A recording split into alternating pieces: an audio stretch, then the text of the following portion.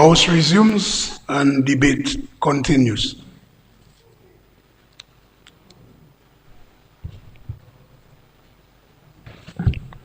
Yes, Honorable Pinard, you may proceed. You are recognized by the chair. Yes, good afternoon, Mr. Speaker, and to the members of this honorable house. Um, Mr. Speaker, my first part is to really just give some response to the acting leader of the opposition, but I see he's not here yet. So hopefully he'll be able to catch my remarks to him on YouTube at a later time. But Mr. Speaker, the acting opposition leader, as he self-dubbed himself, we can all agree that he gave his full support to the budget that was presented here on Friday. He had some suggestions on how we might be able to improve life in the country, of various programs and so on. But generally, he had no objection, he had no problems with anything that was in the budget. The honorable member spent a bit of time speaking about sports and youth. And so some of what he said just suggests that he might not be fully au courant, he might not be well up to date with some of the latest happenings in that area. For example, he spoke about the National Sports Council, and that was enacted and passed by cabinet and late last year, and it is in effect, and they are meeting, they are functional, and they are giving the government good advice, for example, on the Sports Act. The the member spoke about like basically sports in general. We would also like to inform him about the number of fields, playing fields, the good work that we are doing, upgrading our playing fields all over the country, especially in the rural areas. We have been on a drive to put lighting in many of these playing fields, and we are continuing with that. I think we have 8 fields that are nearing upgrades at this time, and the Dublin playing field, thankfully, is one of those. We have already begun some work on the synthetic track in Portsmouth. We are doing some site preparations as we speak. And we have already, again, as informed by the Prime Minister recently at a press conference, we are going full speed ahead with the lighting of the sports stadium, with our Windsor Park Sports Stadium, and that will be at the cost of millions of dollars to the government of Dominica. Mr. Speaker, on top of all those things, we continue to give scholarships to our sportsmen and women. So basically, where they can go to universities, pursue their bachelor's degree, while they continue to improve and perfect on their skills. We have allocated significant sums, I believe over $3 million to the Dominica Youth Business Trust.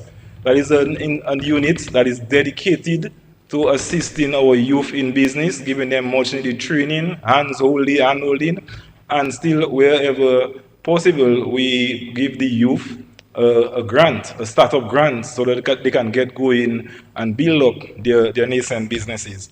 At the Small Business Support Unit, we're also instituting a national apprenticeship program where we will be doing something similar, where we will be giving training, we'll be doing some hand-holding and mentorship to our youth, and we will also be giving some grants to qualifying youth at the end of this program. So, Mr. Speaker, again, we want to thank the member from Marigot for his pertinent and remarks, and we thank him again for his support to the budget. We take note of all his suggestions, and I think we have clarified some of the areas where he might just not have been properly up to date, but he can rest assured that the government is laser focused on education, or youth and sports, and I think we can see the benefit of that. Up to last week, the government spent $15,000. That was not budgeted, that is out of budget, to help send the Dublin playing field to participate in a regional competition. We have seen success over the past year in the Olympics. Our athletes are doing well. We are bringing in medals. And so we are seeing the benefit of the government's investment in our youth. And we are very thankful for those things, Mr. Speaker. Now, Mr. Speaker, with respect to the budget, Oh, by the way, Mr. Speaker, please allow me once in a while to refer to my notes. Um, Permission granted. yes. Mr. Minister, Speaker, I want to give my full and unequivocal support to the remarkable budget that was presented by Dr. Mark on Friday. Before I go too much into it, allow me to thank God for giving us, me, myself, and this government the strength and the courage to continue with the important work that we are doing. Allow me to say good afternoon to the constituents of the Collier constituency, especially those who pray for me every day, who send their best wishes, who give me their time, who give me their effort, and who just do whatever they can do to assist with the work on the ground, Mr. Speaker. These are the people that gives us the courage to continue to go through the challenging times, and they are the ones that we can sit and smile with when we see the fruit of our efforts, Mr. Speaker. They are the reason that we keep going as parliamentarians, because this is not an easy job, Mr. Speaker. And finally, we want to thank God for our family that's very understanding and giving us the latitude to do what we need to do on an ongoing basis. Mr. Speaker, the budget was actually one of the best I have heard. Dr. Mack, I believe Dr. Mack knows that he had something good in his hand, because every word, every sentence was rendered with by a man that understood what he was doing. He knew the place in history. He knew that this budget was one for the times, and he was delivering it accordingly, Mr. Speaker. Mr. Speaker, I want to thank the Prime Minister for his leadership in helping put this budget together, his guidance. The Prime Minister continues to amaze us every single day. His input, his insights is just so comprehensive. I want to thank the cabinet members who contributed to helping craft this budget. I want to thank the financial secretary, the cabinet secretary, and the other permanent secretaries that did the on-the-ground work in putting the budget together, Mr. Speaker. Everybody came together to put this remarkable budget together, and it is themed Balancing Resilient Development and Fiscal and Discipline for Sustainable Growth. I think this is a very well appropriate theme for these times, and this budget is a true reflection of the depth that is behind this government, Mr. Speaker. Mr. Speaker, the budget is one that shows that this government is in touch with its people, that this government understands its people, that this government is connected and is empathetic to the plight of its people. And this is the government that will do whatever it is within its power to do to help ease the burden on its people, to improve the well-being of our people. Mr. Speaker, we are in challenging times. International events such as the 2008 financial crisis, we have wars, we have pandemics, we have natural disasters, all these things taking place all the time, seemingly at an accelerated rate. And all these things have conspired, Mr. Speaker, over the past few years to lead to serious increases in prices. Mr. Speaker, in 2019, 2020, when we had COVID-19, the entire world was shut down. Productivity stopped, shipping stopped, everything came to a standstill. Goods were not being manufactured. There was demand, but there was not supply. And that led to a significant increase in prices at the time, Mr. Speaker. And while we were in the middle of that COVID-19, still reeling from the ever increasing prices, then here comes the Russia-Ukraine war. That war caused an even further exacerbation in the prices. And then that war is still ongoing today. And then we had Israel-Palestinian war that came on top of the Russia-Ukraine war, adding more fire to the fuel, causing prices to rise even further.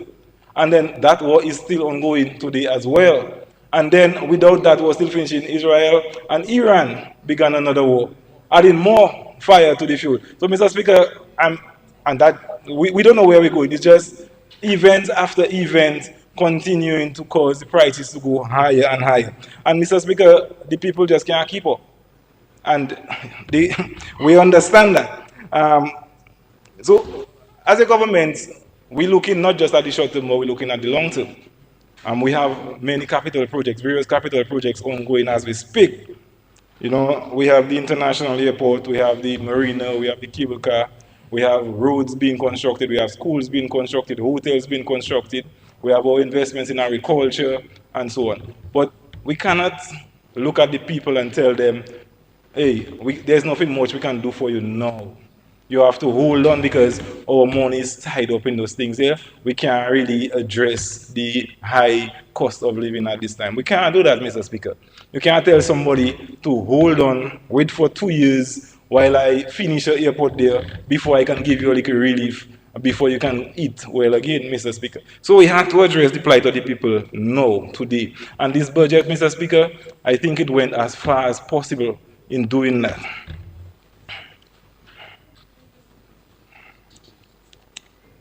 Mr. Speaker, I want to make mention of the additional relief being given to the goods that have been imported, the additional goods added to the no VAT list, and the additional goods added to the no duty list, import duties list.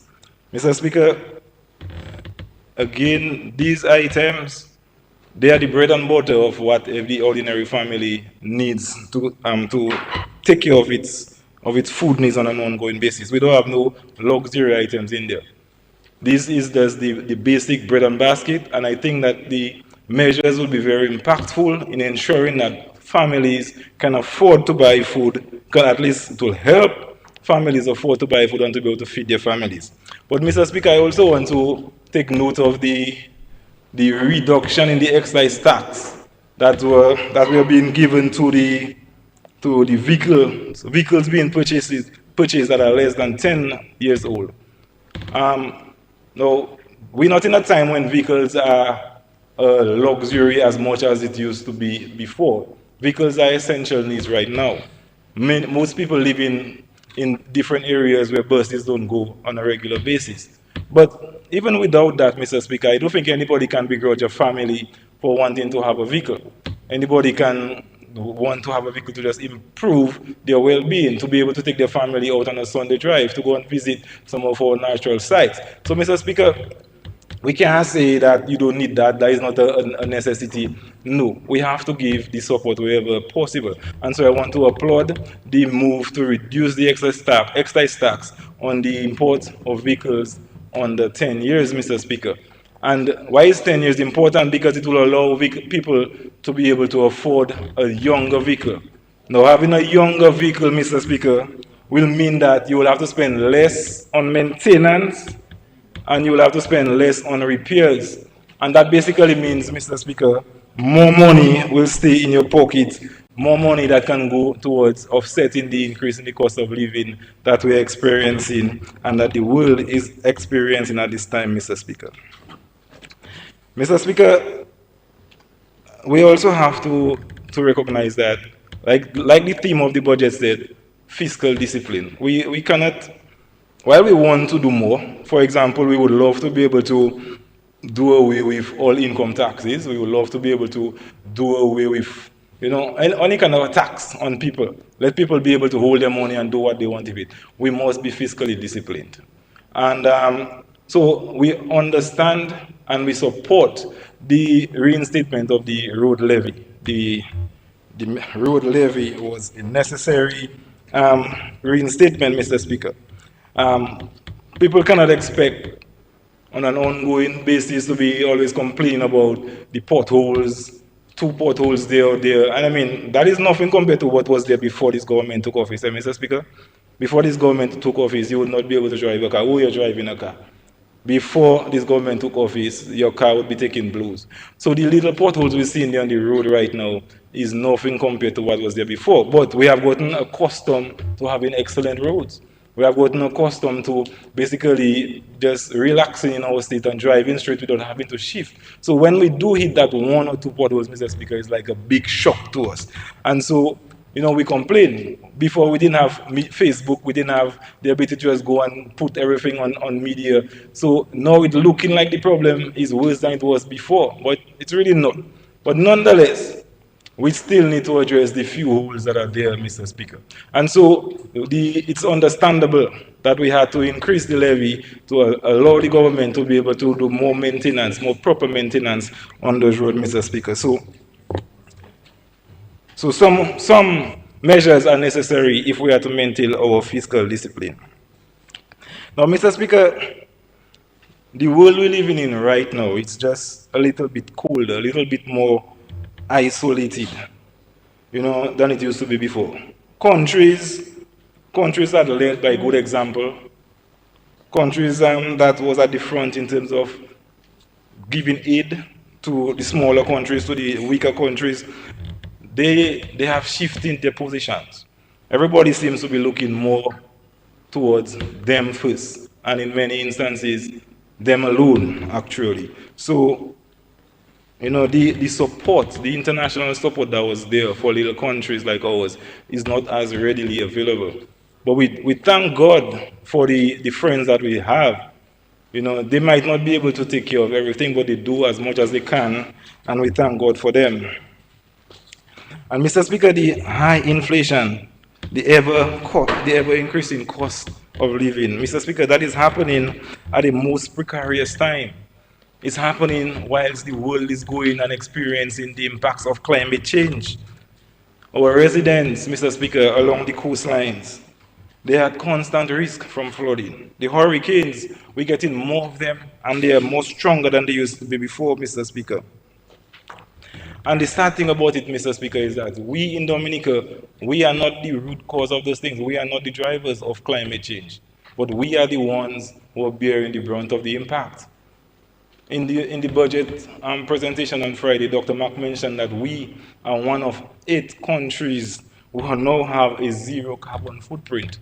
But we are still the ones that have to run away every time it rains because we're experiencing flooding, the sea coming into our homes and so on. So it's not as fair as we would like it to be, Mr. Speaker. The other thing about it, Mr. Speaker, is that whenever we have those natural disasters, then we get a lot of pledges for aid. A lot of the larger countries in particular, those who are able to afford, the developed countries, they will make those pledges. But the ability to access those pledges is often burdensome. And so they are not as forthcoming as we'd want them to be, Mr. Speaker. And the other sad part about it is, Mr. Speaker, is that coming out from those very countries and they are aided by local pressure groups. There's persons, Mr. Speaker, that have no interest in the well-being of the nation in general. People that do not care about the well-being of the vulnerable, they do not care about what happens with the country. Their own selfish political ambition is the primary thing driving them. Now, these people, they side with opposition forces internationally to put pressure on our CBI program. And every opportunity they get, Mr. Speaker, these people will tarnish our name in international circles and so on. But over the years, Mr. Speaker, this government has continued to strengthen our CBI program. Okay, we are constantly revising our SROs and we are trying to keep ahead or in line with our ever-shifting goalposts. But it isn't easy. Given that much need and giving that much relief to our citizens isn't easy when your main source of income, the largest contributor to our recurring budget, is always under constant attack. It's kind of giving you pause as to how far ahead you can go, how much you can rely on that in the long term. But we are doing what we have to do. And what we would like to see, Mr. Speaker, is more for people putting pressure against those people putting pressure on us to tell them stop it. They need to know that the people is not supporting them. The CBI program, we understand the importance of it. The CBI program is funding most of our major capital investments. The CBI program is funding most of our social programs. And we need to stop the constant attacks, especially from inside, against the CBI program, Mr. Speaker. Now, Mr. Speaker, this inflationary environment is coming on the heels of significant number of natural disasters we have faced over the past decade plus, Mr. Speaker. We all recall the 2013 Christmas Eve trough. Now that resulted in millions of dollars worth of damage. And then following that, soon after, 2 years later, we were struck by Tropical Storm Erica. And then in 2017, we were hit by Hurricane Maria. And then here comes COVID-19 from 2019 to 2022. COVID-19 hasn't exactly left, but the brunt of it subsided in around 2022. And whilst many would like us to pretend, Mr. Speaker, that these events did not take place or we need to move away from them, they don't have no relevance today, we would like to remind them, Mr. Speaker, that our debt ratio, the debt to GDP ratio, did not go from 60% to about 98% just because of fiscal imprudence or fiscal mismanagement. The majority of our debt ratio is as a result of the response, the measures that we take to respond to those natural disasters and those outside shocks, the external shocks that we have been faced with over the past decade plus, Mr. Speaker. And added to that, we need to also remind the public that when this government took office in 2000, it essentially inherited a bankrupt state. So as soon as we will put in measures in place to organize ourselves financially to be able to move forward and build that dynamic, that future Dominica, we are constantly embodied with these natural disasters and these other external issues that are putting serious pressure on our financial condition. So at this juncture, we are hell-bent on maintaining our fiscal discipline.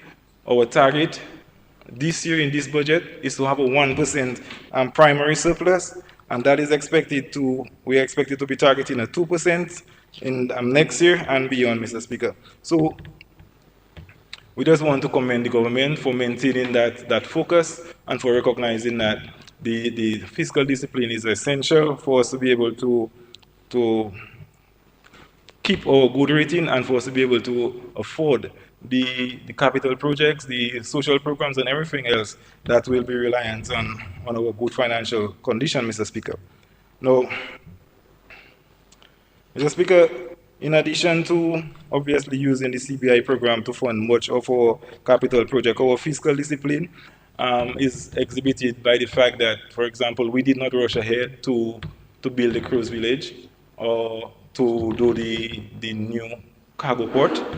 We knew that this would be expensive undertaking, and these things you cannot go into with debt, and obviously not everything that you want can be funded by the CBI program. So we went ahead and we sought a partner to work with, and we want to thank ABL Development for agreeing to partner with us for the construction of the new cruise village and the new cargo port, Mr. Speaker. Now, whilst maintaining our discipline, Mr. Speaker, and transforming our economy, all right, we are continuing to build the investments that will be the bedrock of the future Dominica, Mr. Speaker. I mentioned earlier the various capital projects that we are currently on building. And on top of that, we have our schools and our investments in education. We have 6 new schools being constructed. We have the Technical Center of Excellence being constructed on the site of the old Goodwill Primary School. We have our ongoing investments in agriculture. And of course, Mr. Speaker, we have our investments in small business. And Mr. Speaker, as the Minister for Small Business, I was truly glad, I would say glad, to hear the number of times that small business was mentioned in that budget on Friday, Mr. Speaker. It just shows that the government recognizes and appreciates the role that small businesses play in our economic development. Mr. Speaker, in addition to that, whilst we are going on with our capital projects, the government is continuing with our social programs, Mr. Speaker. For the elderly, we are maintaining our Yes We Care program. We are maintaining the non-contributors pension. We are maintaining the free care for all our medical facilities.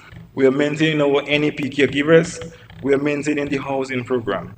All of these are in support of our seniors, Mr. Speaker.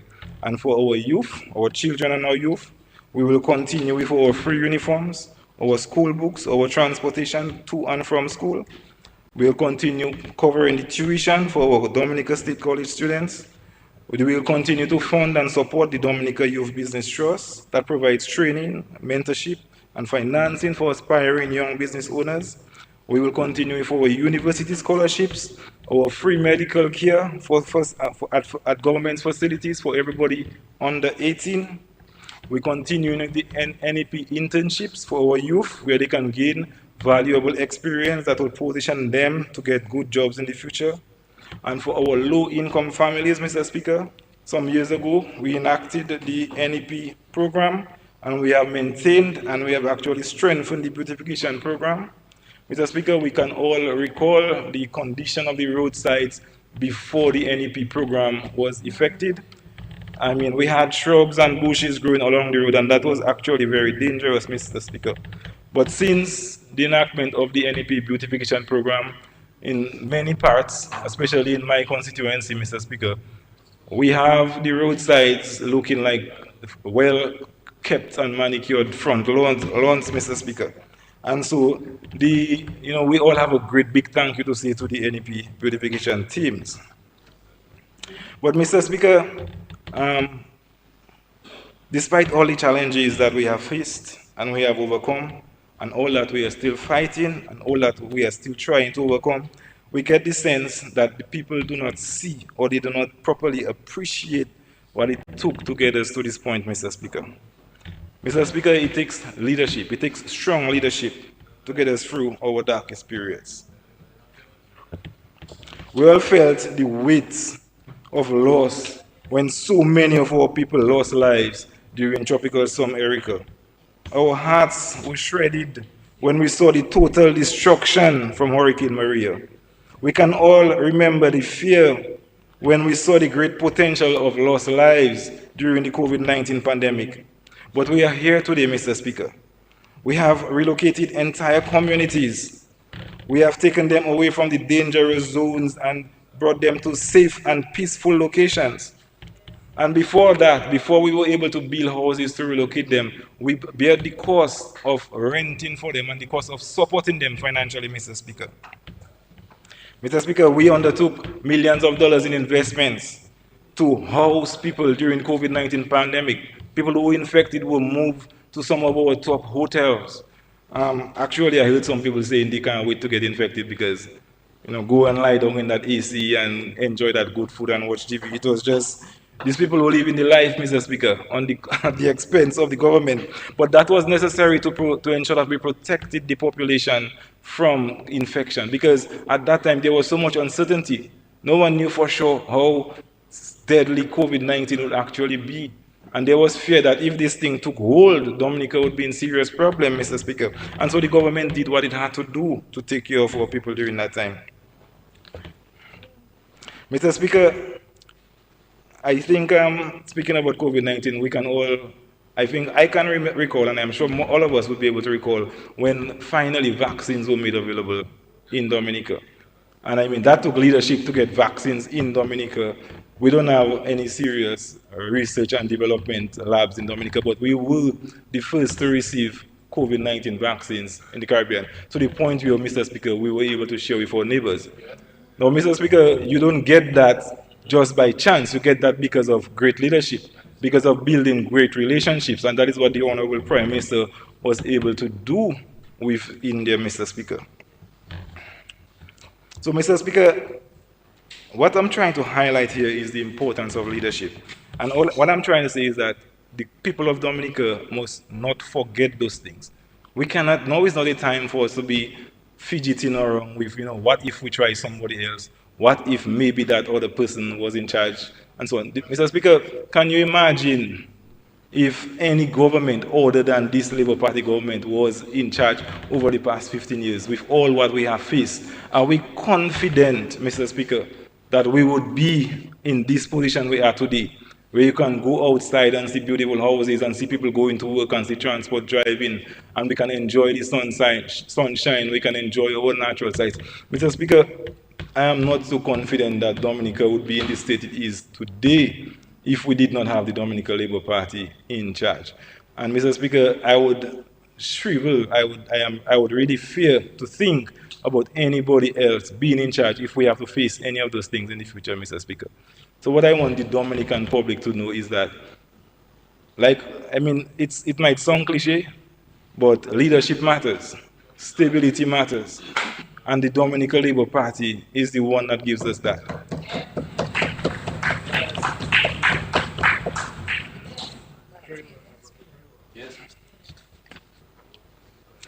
Mr. Speaker, with respect to the Ministry of Labour, as the minister responsible for small business, I just mentioned that, it really touched my heart to see the number of times that small business was mentioned in the budget presentation.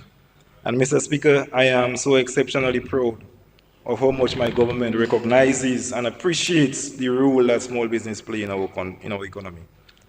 To see that small business is at the heart of this government. We understand that small business, um, they are the heart of the economy. They are resilient, they are innovative, they create jobs. And we are not saying that, Mr. Speaker, in the sense that we always pound in small business to suggest that we do not appreciate big businesses. We understand and we love our big businesses too, Mr. Speaker. Big businesses, they create jobs as well. Big businesses, they drive exports. Big businesses, they provide essential services. But small businesses are the ones we are more passionate to. And big businesses really can't succeed, they really can't do well without a vibrant small business sector, Mr. Speaker. So we are putting our focus on our small business. And the reality of it, Mr. Speaker, is that big businesses can and should be able to afford to do a lot of the things that we as a government do to help support our small businesses. So, to put it simple, they do not need us as much as the small businesses do, Mr. Speaker. Um, I want to just take a moment to just recognize some of the small business owners that that go out every day, Mr. Speaker, and they brace the weather. If you're working for a big business, a bank or a telecommunication company or a utility company, where you have job security and stability, you cannot easily understand the experience, Mr. Speaker. You know your salary show at the end of the month, so they cannot easily understand what a small business, the mindset of a small business person, that know they have to get up, go out there every day, and do what it takes because this is what is necessary so that they can earn $1 today to take care of themselves, to take care of their families, to send their children to school, to put food on the table, Mr. Speaker. And so I just really want to applaud them and thank them for the effort they make every day. And I'll give some special mention to some people, some small business people in my community, people like Philia, people like Molly, Teresa, Aina in Kolio, people like Zetmer, and people like Celia Butran in Dublin, she doing her thing. And then we have Boydie, we have Wapi, we have Jerry in Portsmouth. Jerry is mostly a fisherman, but he's also all around there. And he's an excellent guy and he gives good support in the community. So I just really want to tell these people that we see them and we appreciate everything that they do every day, Mr. Speaker.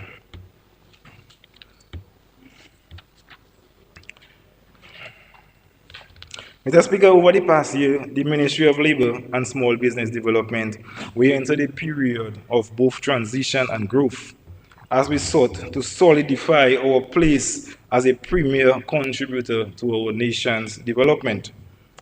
Frankly speaking, Mr. Speaker, the past fiscal year for us was about putting the right structure in place, strengthening our institutional framework and listening to our partners and laying the foundation down for bigger and better things to come.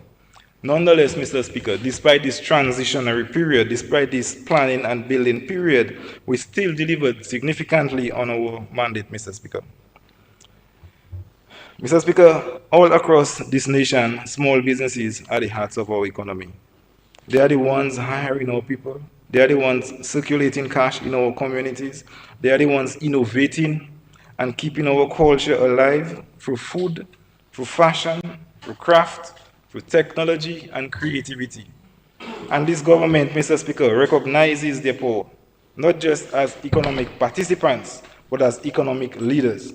We know that the average Dominican prefers to take a drink by a bar along some highway or chill out on the boulevard on a Friday night and than than they would go to a fancy restaurant. Generally, people prefer to just go on the by the, on the get to pull up with their friends, take a drink by watching Colio. You're not gonna get Colio people going to some 5-star or 4-star restaurant like that, Mr. Speaker. So these small businesses is at the heart of our country, it's heart of our culture, and that is why, Mr. Speaker, this government has placed the support to the small business at such high heights. We recognize that they are an indispensable part of our daily lives. The village bar is creating 1 or 2 jobs, Mr. Speaker. You might be able to find some connection or some concussion at a bar that you might not find anywhere else, not just in the country but in the world. I fondly remember, Mr. Speaker, going to this bar on the Grand Savannah, overlooking the ocean, where I had um, some kind of a drink that had scorpion in it, that scorpion alcohol.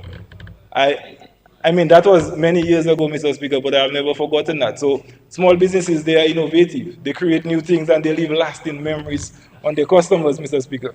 So Mr. Speaker, that is the little nuances that big businesses are unable to do. When you get a whiskey or black label, it's the same thing all over the world and it's not going to leave any lasting memory. But when you take a scorpion drink, Mr. Speaker, you're going to remember that for the rest of your life. And so that is the little added value that the small business will add, the little spice that the small business added, Mr. Speaker. Mr. Speaker, over the past year, almost 5 million out of the $27.8 million was lent to small businesses through the soft loan facility at the aid bank. So effectively, we have only about $500,000 left on that loan, Mr. Speaker. We started off with 27.8. 27.3 has already been committed. We have given loans for 27.3. $25.8 million of those loans have been disbursed. 549 people benefited from those facilities. And so by any measure, Mr. Speaker, that soft loan facility at the aid bank was a resounding success. And we really want to thank the management and staff of the aid bank for expertly managing and executing that facility, Mr. Speaker. Mr. Speaker, in the past year, at the Small Business Support Unit, we gave 21 businesses receive grant funding, and that totaled $144,000. We processed multiple fiscal incentive licenses that is helping small businesses bring in duty-free equipment, raw materials, appliances, and tools. More than 150 entrepreneurs across the country got trained in areas such as customer service, marketing, HR, financial management. And Mr. Speaker, we didn't just stop there. Our businesses were present and visible at our Tea Village Choir in 2024. We had our Northern Trade Show in Portsmouth. We sent people to represent us at international expos, like in Venezuela and in China. They were accompanied by staff of the small business unit along with some small business owners themselves. So we were out there showing off our skills, showing off our products, and representing Dominica admirably, Mr. Speaker. Mr. Speaker, we brought business support straight to the people. We provided one-on-one guidance at their place of operations through our hand-holding initiative. We listened to the small business owner, we took notes, and we improved our service delivery. But Mr. Speaker, we have only just begun. Because while we are celebrating our intermittent success, we know that the mission is not yet complete. We still have a lot to do, Mr. Speaker. Mr. Speaker, in this coming year, the government has committed to strengthening the small business support unit, Mr. Speaker. Mr. Speaker, over the year, we embarked on the mission of filling our vacant position. So the position of Director of the Small Business Support Unit has been filled. We also created 3 new positions. That is the Executive Director, Business Support. We added the Coordinator of the Public-Private Sector Relations, Industry, Commerce, and Innovation. And that is in keeping with the pronouncement of the 2024 budget to increase collaboration between the public and the private sectors. And we created the post of Marketing and Communications Officer. And so that position here was created to enhance the unit's ability to fulfill its one-stop shop promise as well as to enhance the work and the programs of the small business unit and the ministry in general. We did not just do this ad hoc, Mr. Speaker, or through our own tuition. Mr. Speaker, every year before preparing or whilst preparing for the budget, we hold small business consultations where we listen to the issues and the advice coming from small business owners. We also interact with our small business owners at the various activities that we put on, like the TV Lounge, like the trade shows, and when we visit them in their own property. So we took on all their advice, all their suggestions, and so we have made these moves so that we can enhance the support that we are giving to them as we move forward to drive small businesses in this country, Mr. Speaker. So what we are doing, Mr. Speaker, what we have done was not merely an administrative shift. Not only did we create jobs, we took very bold steps to ensure that our support to the small business sector is sufficiently comprehensive and appropriate for the high position that we have them. Mr. Speaker, we recognize that it will all fall apart if we do not have a small business sector driving the economy. Let us be clear. We are in no delusion as to our place in this world, Mr. Speaker. We do not at this time have the population or the resources to just undertake major, big businesses, big projects. And so we have to go through the small businesses, and then we have to help them start up, we have to help them build up, and we have to help them grow. We have to help them grow, we have to help them be able to not just supply our local market, but hopefully create products that meet in the standards, that meet in the volume, where they can be able to supply a good export market as well, Mr. Speaker. And Mr. Speaker, we have also invested in training our staff. In addition to increasing the number of officers at the small business unit, we also invested in staff training to ensure that the staff are better equipped, they are better qualified. We have given them the tools they need to provide the highest quality support to our small business community, Mr. Speaker. In the coming year, we will finalize and adopt our small business policy and the legislation, Mr. Speaker. Mr. Speaker, we have heard about this policy for a while now, but I'm pleased to report that we're about to bring a paper to Cabinet where we will confirm the engagement of an expert who will review, consult, and help develop the small business policy. And that was in conjunction with the Canada CARICOM Expert Deployment Mechanism, the CCEDM, Mr. Speaker.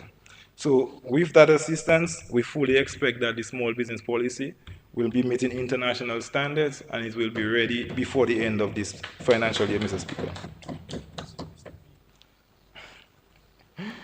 Mr. Speaker, the small business unit, we are embarking on a national apprenticeship program.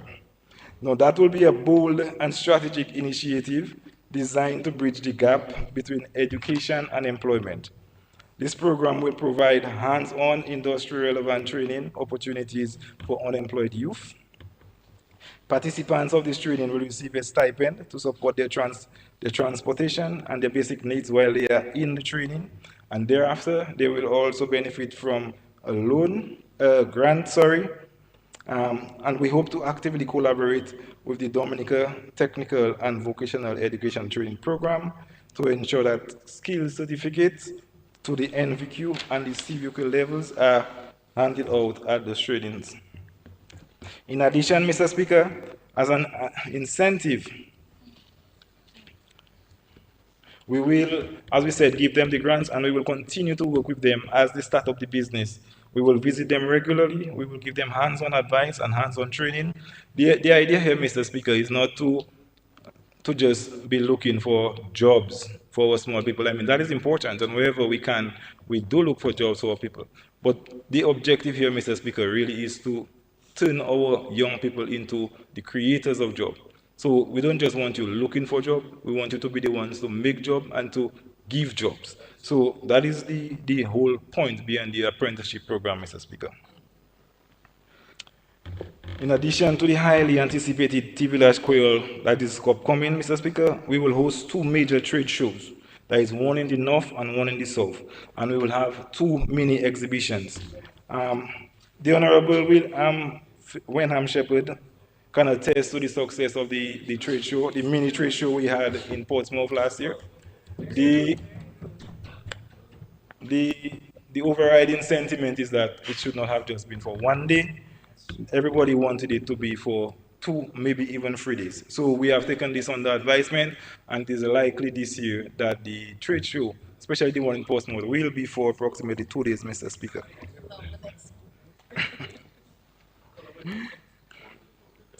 Mr. Speaker, we understand that no government, not even this strong Dominican Labour Party, can do it alone. And so that is why in this fiscal year, we are going to deepen our structured engagement with the private sector. And that will be done through the collaboration, the private public sector collaboration committee and other national platforms. Now, we will convene sector-specific roundtables, strengthen our memorandum of understandings with the Dominican Association of Industry and Commerce, and we will roll out the long-anticipated small business chapter, giving small businesses a collective voice in policy decisions. We also intend to formalize our collaboration with the Dominican Bureau of Standards to ensure that the small businesses are not just producing, but that they are producing a requisite standard that can meet both local and export requirements. And as we speak, we are currently exploring the option of signing an MOU with the National Bank of Dominica, who are in the process of establishing its own small business support unit. Mr. Speaker, public-private dialogue will be constant, honest, and solution-driven, and this ministry will lead the charge. Mr. Speaker, now considering our expanded mandate, that is why $1 million was allocated to small business support in the budget. So a strategic investment, we are making a strategic investment into Dominica's engine of growth and transformation. Mr. Speaker, in the budget on Friday, the Honorable Dr. McIntyre mentioned the minimum wage. Now that is another area of focus in terms of trying to provide some measure of relief to counter the rising cost of living, Mr. Speaker. As previously mentioned, we understand that times are hard. Goods are much more expensive today, and many low-income families simply cannot afford the higher prices on the shelves. People have to cut back on what they're buying, Mr. Speaker. As a result, and as was informed, the government and through my ministry will be reinstating the minimum wage review board, which will start its works as of the beginning of August, with the expectation that the solutions will be ready to implement by the 1st of October, Mr. Speaker. The order for the minimum wage will will cover agricultural and other unskilled workers. It will cover daily plead, factory and tourism workers. It will cover juveniles, cashiers and receptionists, salespersons, shop assistants with meals, home assistants with meals, home assistants without meals, and home assistants living in. It will cover cooks, bartenders, servers, room attendants, groundsmen, public area attendants, security guards, janitors, and other skilled laborers in the construction sector and handymen.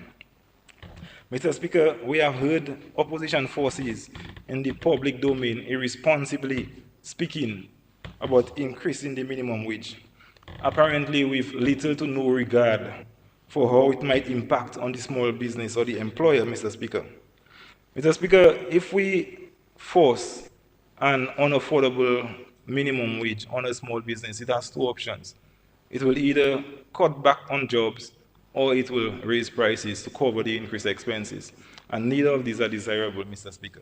So what we are hoping to achieve through the review committee is to find that sweet spot, that balance, where we can raise the minimum wage without it being an unnecessary or burdensome on the small business unit.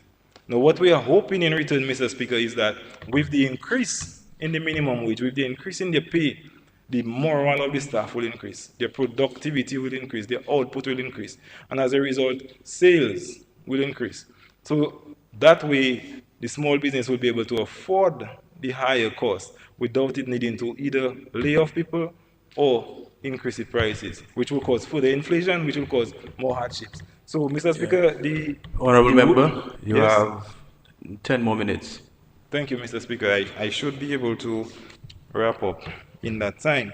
So the work that the review committee has to do is exceptionally important at this time, Mr. Speaker, and we wish them good luck with their work.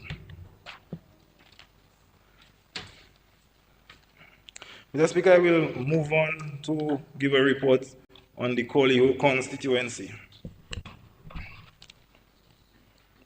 Mr. Speaker, without a doubt, I have to say that Labour has been good to the Colio constituency over the past year. Mr. Speaker, I am going to list the various projects and programs that the Dominican Labour Party has undertaken in my constituency over the past year. We have constructed and completed phase 2 of the river defense wall in Colio. We have constructed the fishermen's lockers in Biosh at the Biosh Fish Landing site. We have constructed the Dublin Fisheries Building. We have constructed the Dublin Fishermen's Ice Making Facility. We have constructed the Biosh Highway Road Edge Failure Wall. We have done significant works on the Dublin Sports Pavilion. We have had contracts handed out to our small businesses for the construction of boats under the Emergency Agricultural Livelihoods and Climate Resilient Projects, that is ILCREP. Mr. Speaker, and these are just the major projects. The Collier River Wall, Mr. Speaker, I spoke earlier about our good international friends, and we can't mention the Collier River Wall without thanking the People's Republic of China for funding that wall, Mr. Speaker. Mr. Speaker, the villagers, the people of Collier, has been sleeping, and they will continue to sleep a lot more peacefully, knowing that the river wall was completed right before the hurricane season.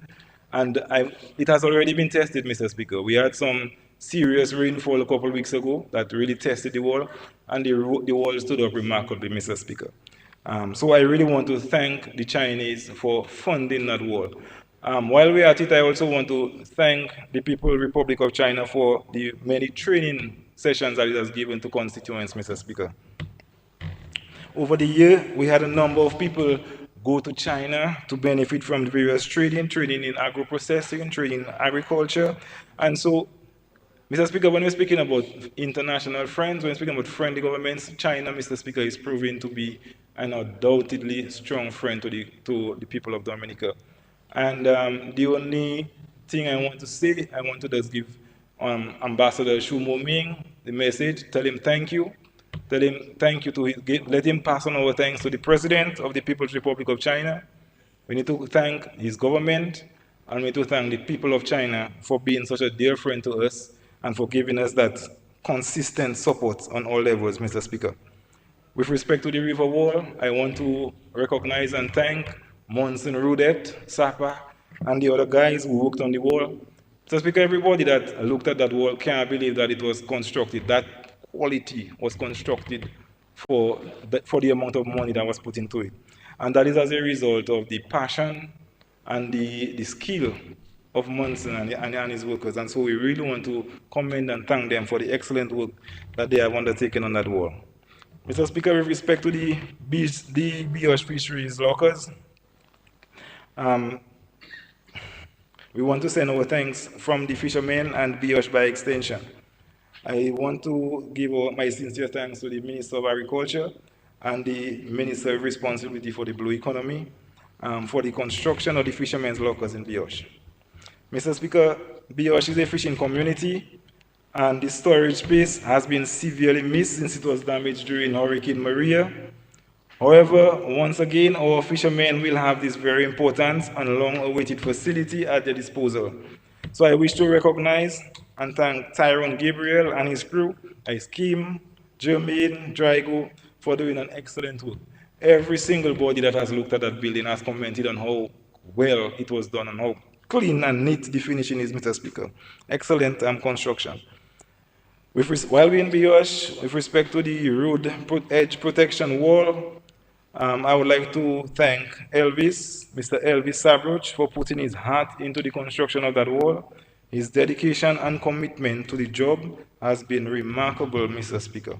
Now, that wall, Mr. Speaker, does not only protect the highway, that wall also protects the village from flooding, Mr. Speaker, because when it rained heavily, a lot of water came down in that alleyway there, and so the wall is now giving some serious protection to the village of Biosh. So again, thank you on behalf of the people of Biosh for that wall. Mr. Speaker, with respect to the fisheries at Dublin, I want to express my deepest thanks to the Ministry of Agriculture and the Blue Economy for prioritizing the completion of the Dublin Fisheries Complex, as well as the completion of the ice making facility. Now, the completion of these two buildings have been eagerly anticipated, and the quality of the work, again done by Mr. Elvis Sabroch, has been immaculate, and we want to thank him and his guys for the excellent work that they have done on that building, Mr. Speaker.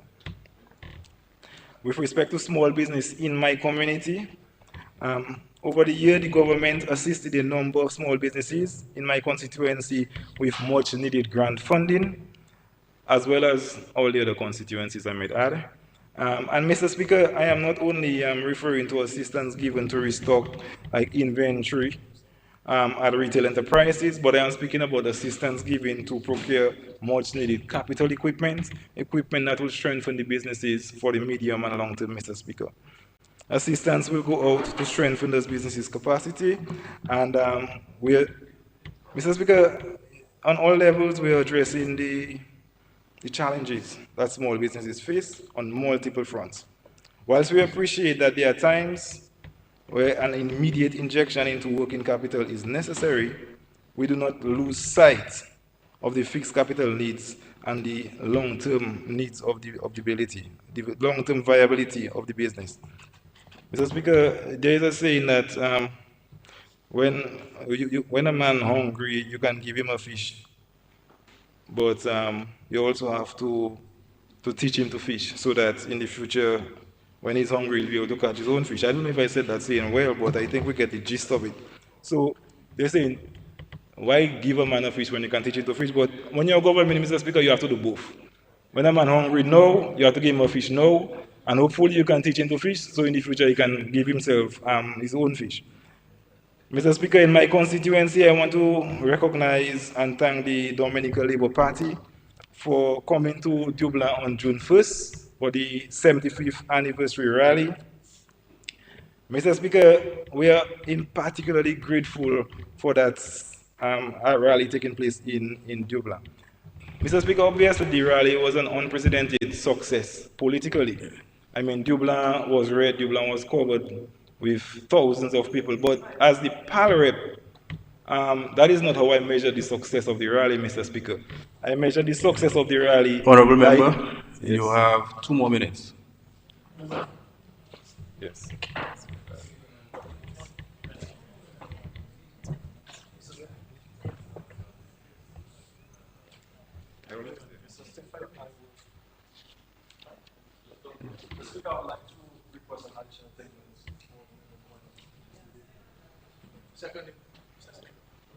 It has been moved and seconded that the Honorable Member be given an additional 10 minutes to complete his presentation. Those in favor? Those against? The ayes have it. Honorable Member, you may continue. Mr. Speaker, I was saying as a PAL rep, we don't measure the success. Generally, for the most part, we don't measure the success of an activity based on how much CO people add or how much people show up. We measure the success based on how much money we make, how much money our people make.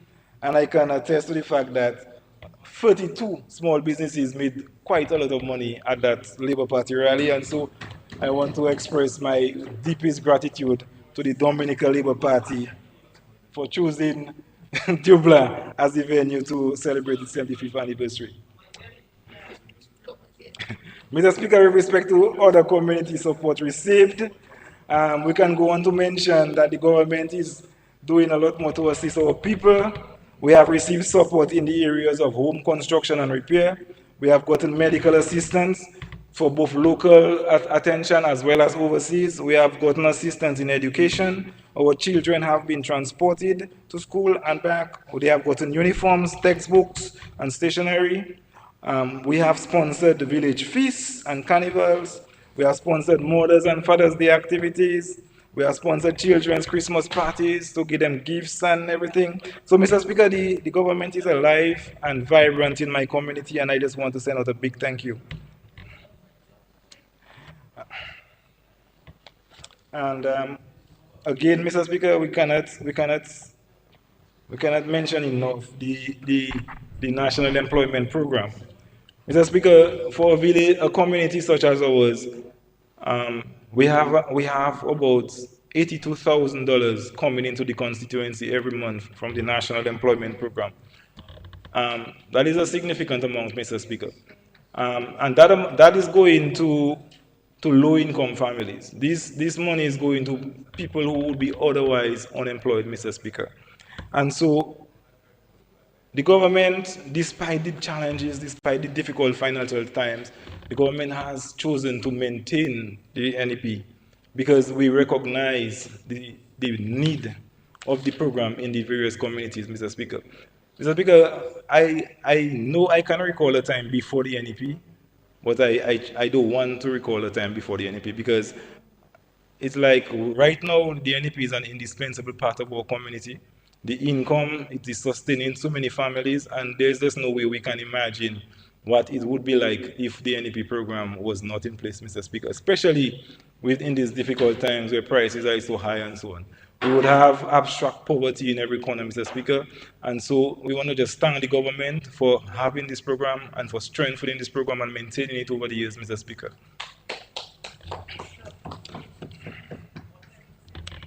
So, Mr. Speaker, in closing, I just want to again reaffirm my unequivocal support for the government's budget that was presented on Friday. The budget shows that we as a government, we are in touch with our people, we remain sensitive to their needs, and we will do so whilst maintaining strong fiscal discipline and still building the bright future that we in Dominica deserve. I say thank you to the Honorable Prime Minister and all others who have participated and all those who have prioritized the Collier constituency and its constituents over the past year. And finally, I want to thank the staff in the Ministry of Labor and Small Business for their unfettered support over the past year. It is not me that is lifting them up, Mr. Speaker. I must say that it is them that is lifting me up. And I just want to thank them eternally for the support that I get from them on an ongoing basis, Mr. Speaker. We want to God bless the Ministry of Labor. God bless the Coliho constituency. God bless Dominica. Thank you.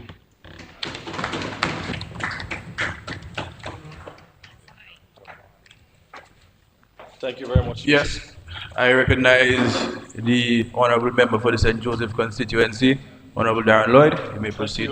Thank you very much, Mr. Speaker. Let me firstly say a pleasant good day to all of the members in this honorable house. With no exemption, according to my code, I'm from Maryland. So this is a word for the day, exemption. But seriously, Mr. Speaker, I stand, Mr. Speaker, to first and foremost do what I know to be the honorable thing, the right thing, Mr. Speaker, and that is to support the budget estimates before this honorable house. Mr. Speaker, I want to, as I'm on my feet, to beg for indulgence to refer to my notes intermittently, Mr. Speaker. Yes, permission is granted. Thank you very much, Honorable Speaker. Mr. Speaker, I want to use this opportunity to extend my most profound gratitude to the Almighty Father for his inestimable blessings over my life, Mr. Speaker, and over the lives of my fellow countrymen, Mr. Speaker, for blessing us with a government that cares. Mr. Speaker, I also want to extend warmest greetings to the wonderful people of the greatest constituency in Dominica, Mr. Speaker, the people of St. Joseph, the St. Joseph constituency, Mr. Speaker. I also want to say a pleasant good day to all of my parliamentary colleagues. And Mr. Speaker, in a special way, I want to extend my deepest gratitude to the Honorable Prime Minister for the level of confidence that he has placed in me to be a prudent parliamentarian. Mr. Speaker, I want to, and this is something that I always do, I try my best to reiterate my gratitude every time that I get the opportunity to do so, Mr. Speaker. And I am extremely grateful to serve with a government that is people-centric and that is of the people, Mr. Speaker. Mr. Speaker, this very budget is reflective of the ethos, the needs, and the desires of the Dominican people, Mr. Speaker. Mr. Speaker, this budget entitled Balancing Resilient Development and Fiscal Discipline for Sustainable Growth, Mr. Speaker, identifies the challenges and grievances of the common man of Dominica and proposes measures and solutions to the majority of those challenges and grievances. Mr. Speaker, allow me to jump directly into the meat of my debate. Allow me firstly to do so by extending my deepest respect to the Minister of Finance for an exceptional job, Mr. Speaker. Mr. Speaker, as a sitting member of Cabinet, I am privileged to be privy to the information beforehand and to share my 2 cents to enhance this budget, Mr. Speaker. But I was truly flabbergasted by the level of eloquence and exuberance that the honorable member has projected, Mr. Speaker. And while I was listening to his presentation, the only thing I was saying to myself after every single sentence, Mr. Speaker, was say budget. That is a budget, Mr. Speaker. Because, Mr. Speaker, this budget literally touches on every facet of our development, with no exception. Mr. Speaker, it also boldly identifies some of the elephants in the room. Mr. Speaker, let me touch on the Ministry of Agriculture. I must firstly extend again my profound respect and admiration for both ministers, Mr. Speaker, in the Ministry of Agriculture, because they have been doing an exceptional job thus far.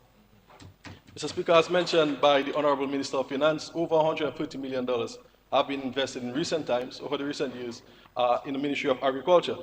This year, we are seeing, or this fiscal year, we are seeing $8.9 million in recurrent expenditure and $23.4 million in capital expenditure being proposed to the Ministry of Agriculture. Oftentimes, there are few people, Mr. Speaker, a small substrata of our society, who would say that nothing is being done in agriculture. I want to use this opportunity, Mr. Speaker, to explain to them, because I believe some of them are honestly and sincerely ignorant, Mr. Speaker. So let me use this opportunity to explain to them how these monies are being spent prudently, Mr. Speaker. Government has developed, well, through the Ministry of Agriculture, has developed a strategy called the 5C strategy, where we have placed great focus on crops that we believe are of benefit to Dominica, Mr. Speaker. And these crops are as follows: coconut, citrus, coffee, cocoa, and cannabis, Mr. Speaker. Mr. Speaker, in recent times, we would have understood that government would have distributed at least 10,000 coconut plants among 188 farmers and 17,000 cocoa plants, correct me if I'm wrong, to 85 farmers, Mr. Speaker. Now, everywhere we go, we would see different stalls, Mr. Speaker, where entrepreneurs and farmers and businessmen would sell their coconut water and cocoa sticks and so forth, Mr. Speaker. Mr. Speaker, don't watch these individuals like that. They are raking in serious money from doing so, Mr. Speaker.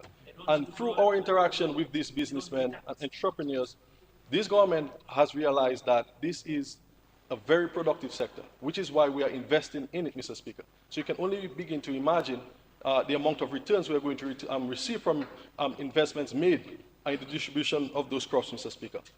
Additionally, Mr. Speaker, $7.7 million citrus certification facility is nearing completion at Londonderry, as alluded to by the Honourable Minister of Finance, Mr. Speaker.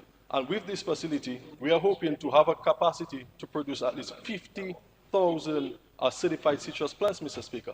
And come September later this year, we're expecting to distribute these plants among 1,000 acres of land.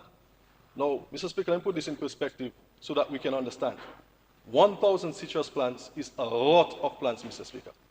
But we're not saying that we're going to distribute 1,000 plants. We're going to distribute these plants among 1,000 acres of land, Mr. Speaker. This is 2 times the amount of land that is being used for the development of the international airport, Mr. Speaker. We're speaking of distributing 50,000 plants among our farmers, Mr. Speaker. So this government continues to make and create the opportunities that our farmers can take advantage of, Mr. Speaker. I must comment on the tissue culture lab, Mr. Speaker, which is now fully staffed and operational. And this facility is being used to propagate a plethora of plants, Mr. Speaker, such as dashing, cassava, banana, plantain, and the list goes on and on, Mr. Speaker. Mr. Speaker, and this facility was given to us by the Chinese via grant funding, Mr. Speaker. So I must use this opportunity to say to my Chinese friends, Fechanganche woman, Jonggu Pongyoman. Thank you very much, our Chinese friends. Mr. Speaker, I must use this opportunity to also reaffirm my commitment in supporting the One China's policy and the stance of this government, Mr. Speaker.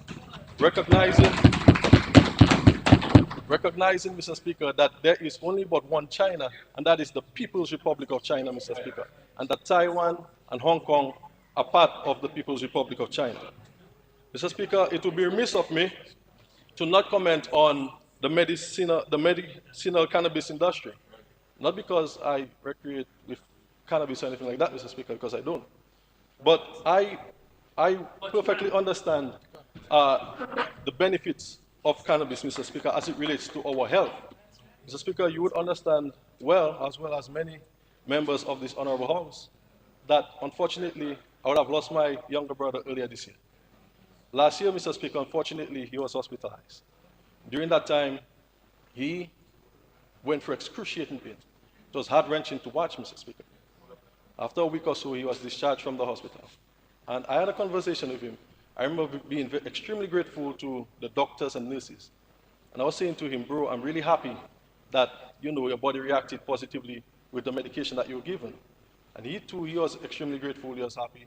And he said, bro, I also communicated with a friend of mine who would have spoken with a herbalist. And that herbalist put, can I say a concoction? Put a solution together, Mr. Speaker. And long story short, the herbalist would have concoction.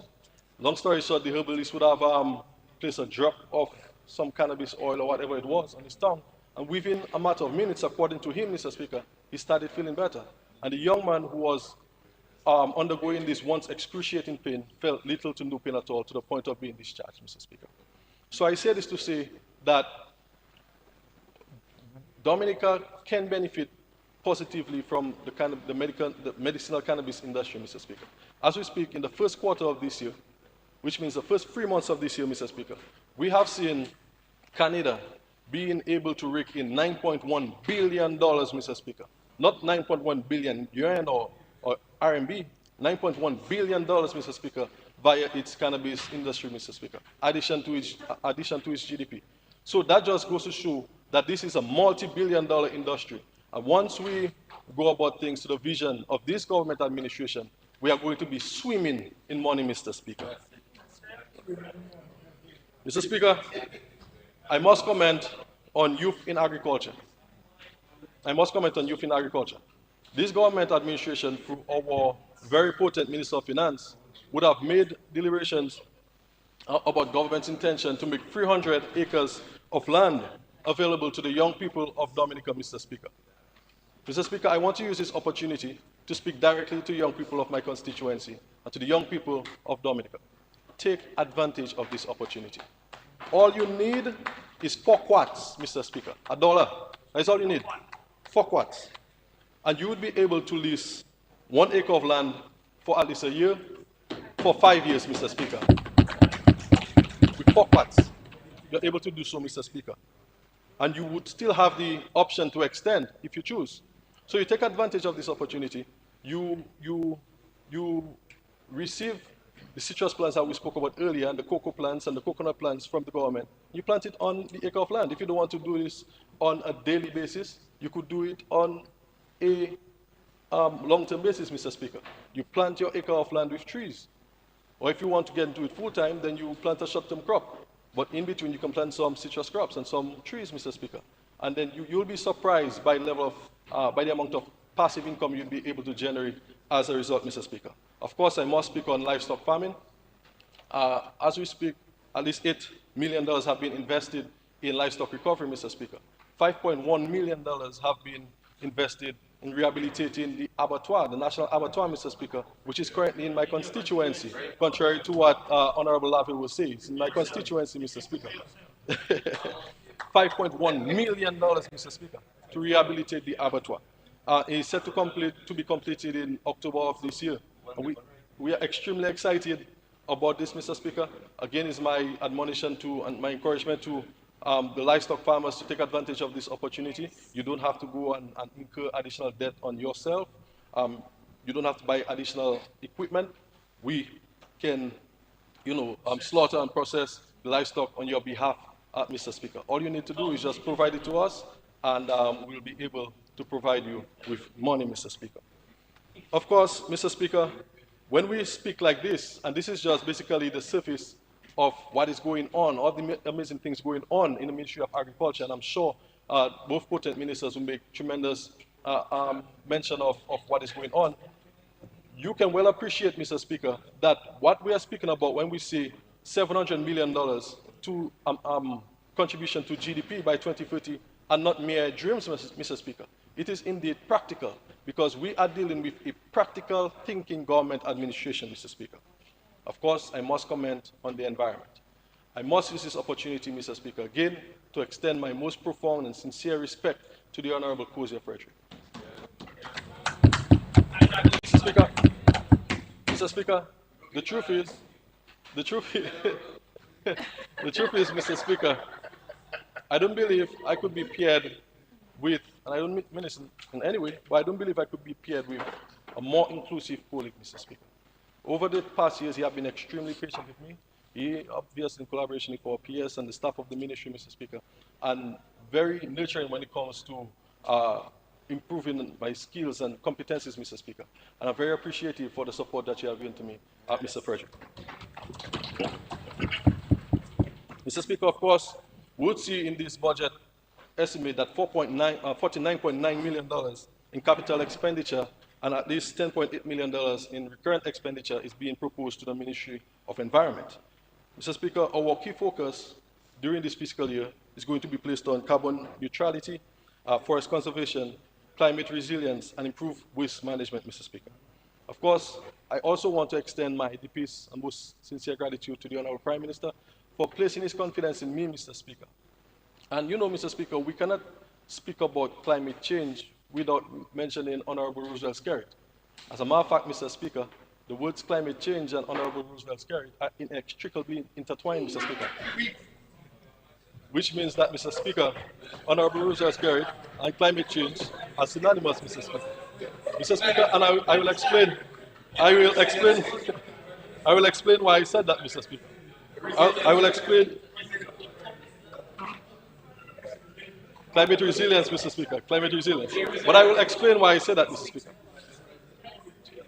Mr. Speaker, in 2016, we have learned that Dominica ratified the Paris Agreement, Mr. Speaker.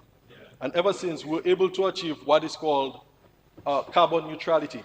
And the Honorable Minister before me made mention of it. That it means that Dominica has basically zero, net zero carbon footprints, Mr. Speaker. Which means that we are one of only 8 countries to achieve this feat.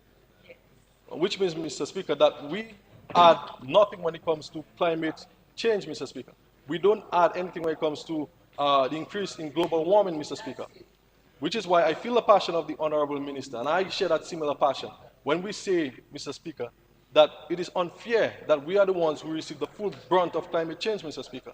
We now possess the moral authority, Mr. Speaker, to say to the more developed countries who continue to practice all of these habits which add to climate change, Mr. Speaker, and say to them that they have to double up on their efforts towards reducing climate change, Mr. Speaker, and reducing burning fossil fuels. Because they don't feel it, Mr. Speaker. We are the ones who feel it. It is painful to know that we are losing our fellow countrymen, Mr. Speaker, because of the actions and inactions of others. It is painful to know, Mr. Speaker, that we have to be dependent on the international community for basic commodities, water, Mr. Speaker, and food, during those climatic events because of the actions and actions of others, Mr. Speaker.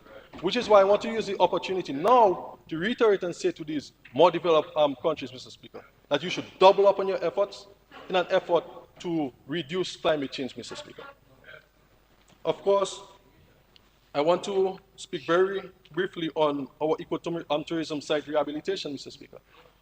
As we speak, upgrades have been made to the Emerald Pool, Trafalgar Falls, and the Boiling Lake Trail, Mr. Speaker. Contracts have also been signed for the improvement of the Waitukubuli National Trail, Mr. Speaker. And so far with these improvements, we have been able to see an increase in ecotourism revenues by $1.44 million, Mr. Speaker, according to our statistics as as mid-2025, Mr. Speaker. So we are seeing so far money is being well spent and we're receiving returns on our investments.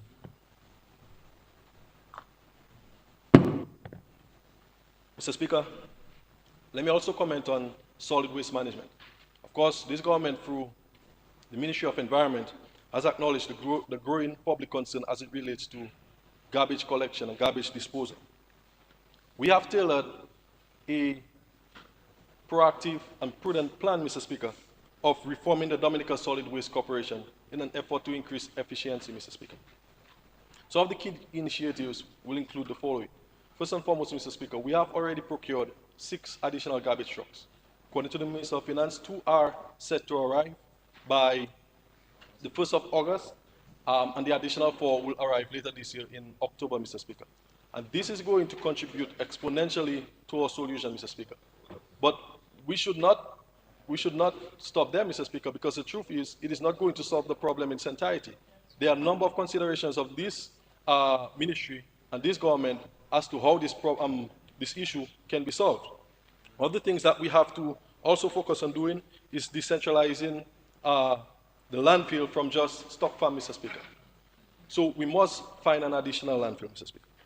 Additionally, we must find a dump site for white goods, derelict vehicles, and tires, Mr. Speaker, because we believe that waste has to be separated, and we want to lead by example. We also want to practice what is called garbage collection decentralization. Now, this is going to entail the empowerment of local authorities, for example, the councils, Mr. Speaker, where we will displace different garbage trucks in different districts.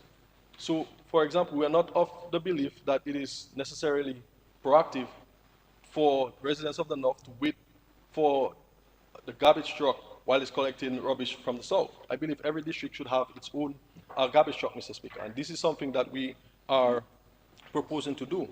Additionally, Mr. Speaker, there must be a call for greater public contribution and education. So in this fiscal year, you will see this ministry out educating the public as to sorting, disposal, proper disposal practices, and the list goes on, Mr. Speaker. So this is something that we want to engage ourselves in doing. Of course, we are going to call on every single individual, and this is a topic, conversation that we're going to have in the near future, Mr. Speaker, to also make their own personal contribution towards garbage collection. Because the truth is, government alone cannot sustain the cost of garbage collection, Mr. Speaker, and there has to be individual financial contributions, and I believe the vast majority of Dominicans can agree to that, Mr. Speaker.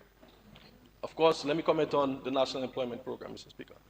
Again, $30 million have been allocated for the perpetuity of the National Employment Program. Mr. Speaker, let me say to all of the beneficiaries of this program, inclusive of the small businesses, those receiving care, and of course, Mr. Speaker, the interns of the National Employment Program, that the National Employment Program is here to stay, Mr. Speaker.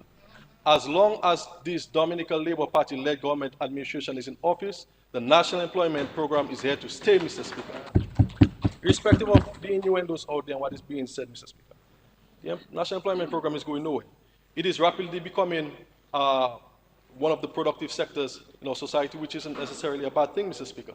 Of course, it's a brainchild of our Honorable Prime Minister, ably supported by this government administration. Mr. Speaker, also permit me to the courtesy of commenting on constituency empowerment. I am grateful to oversee the fact this faction of our ministry, Mr. Speaker. Of course, I believe all of my colleagues would be grateful if we were to receive an additional $2,000 from our constituency stipends. Nonetheless, Mr. Speaker, we are grateful that last fiscal year that the monthly constituency stipends was increased by 100%, Mr. Speaker.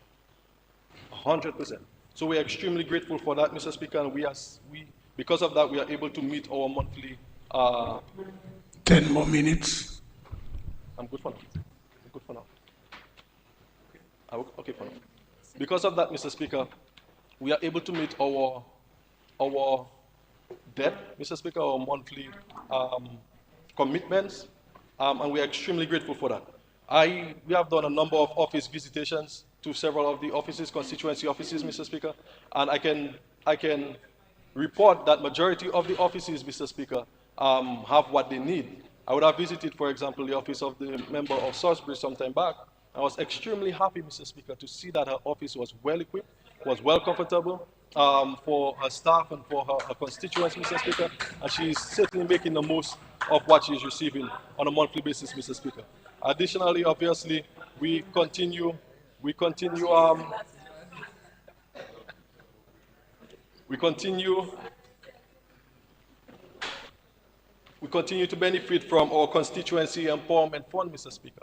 Of course, it's a fund, as small as it may, that is being used or utilized to do a number of small undertakings, small footpath projects, small little housing repairs, and so forth, whatever the parliamentary representative deems fit and of urgent benefit to the constituency, Mr. Speaker. Of course, it remains of me, Mr. Speaker, to not comment on infrastructure. Mr. Speaker, a large chunk of our capital expenditure is being used to finance a number of capital projects. One of them being our largest capital project in the history of Dominica. That is the International Airport Development, Mr. Speaker. Mr. Speaker, and the truth is, I don't believe that the common man really understands how profound this project is and how impactful it's going to be for every one of us, Mr. Speaker. I say this because the other day, for example, I was driving for a meeting at Woodford Hill, and I was accompanied by one of my constituents, Mr. Speaker. And we were traversing along the road, Wesley Road, where the International Airport project is taking place. And he is looking at the left side of the project, Mr. Speaker. And he is saying to me that this is such a great project.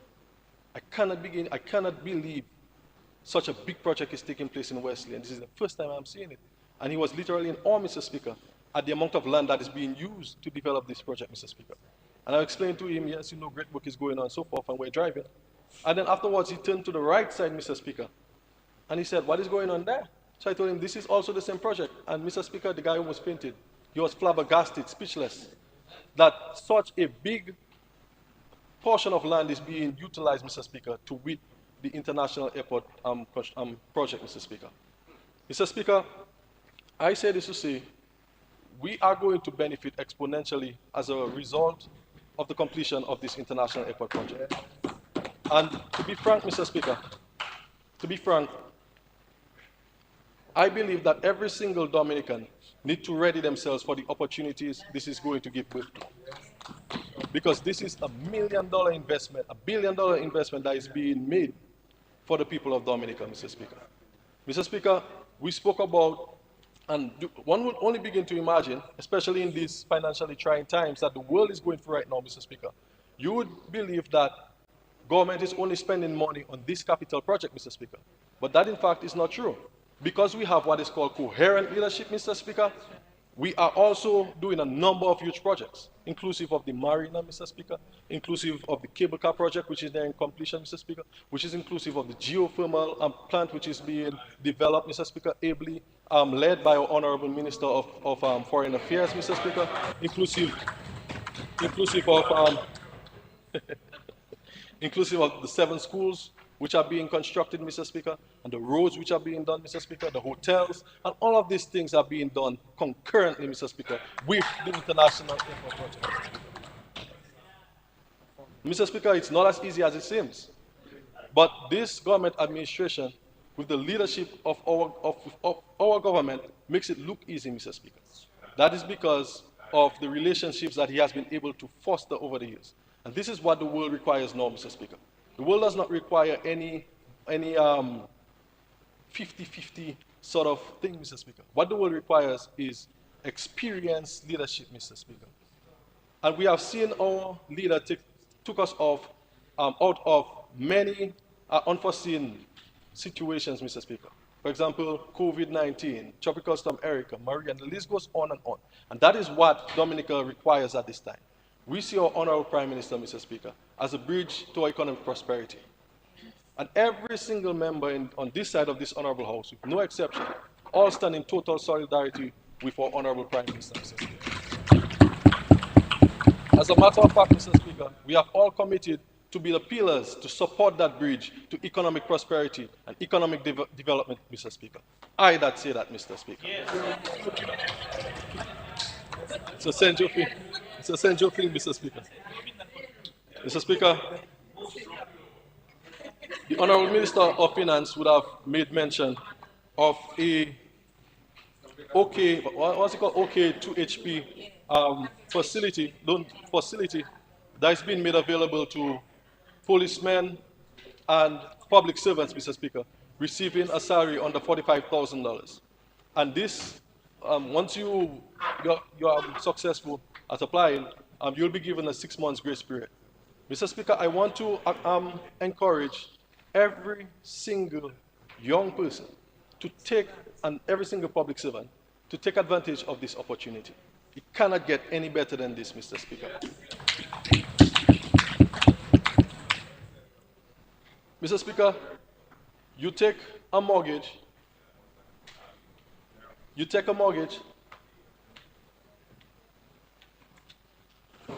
Mr. Speaker, I move that the honorable member be given an additional 10 minutes. Speaker. It has been moved and seconded that the Honorable Lloyd be given an additional 10 minutes. Those in favor? Those against? The ayes have it. Honorable Lloyd, you are given an additional 10 minutes. Maybe you should drink a little water.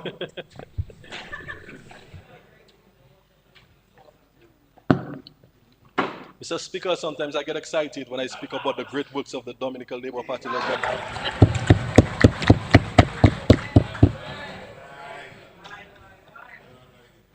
So thank you very much, colleagues. Thank you, Mr. Speaker.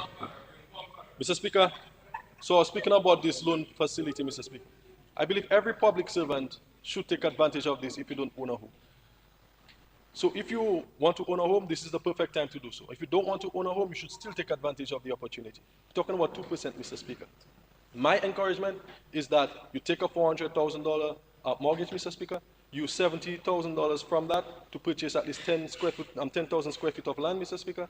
You use the other $330,000, Mr. Speaker, and you construct, small, it doesn't have to be nothing too big, a little apartment with two units, Mr. Speaker. You separate it nicely. You furnish it nicely. If you have to take an additional $10,000, you do so. You furnish it nicely, Mr. Speaker. Nothing too expensive. And you get into what is called short-term rentals, Mr. Speaker. That is where you're going to kill money. Mr. Speaker, and with the inclusion of this international airport, I can almost assure you, especially based on where you construct your home, occupancy of no less than 15 days, Mr. Speaker. And you rent each unit for, let's say, about 100 US, Mr. Speaker. For 15 days, nothing less than 15 days. Each unit for 100 US, Mr. Speaker. 100 US by 15 days, that's 1,500 US times 2, that's 3,000 US, Mr. Speaker. So after you pay your monthly installment of approximately 1,006 to 2,008 thereabout, Mr. Speaker, you have $8,000 to play with because the money is being paid from your salary.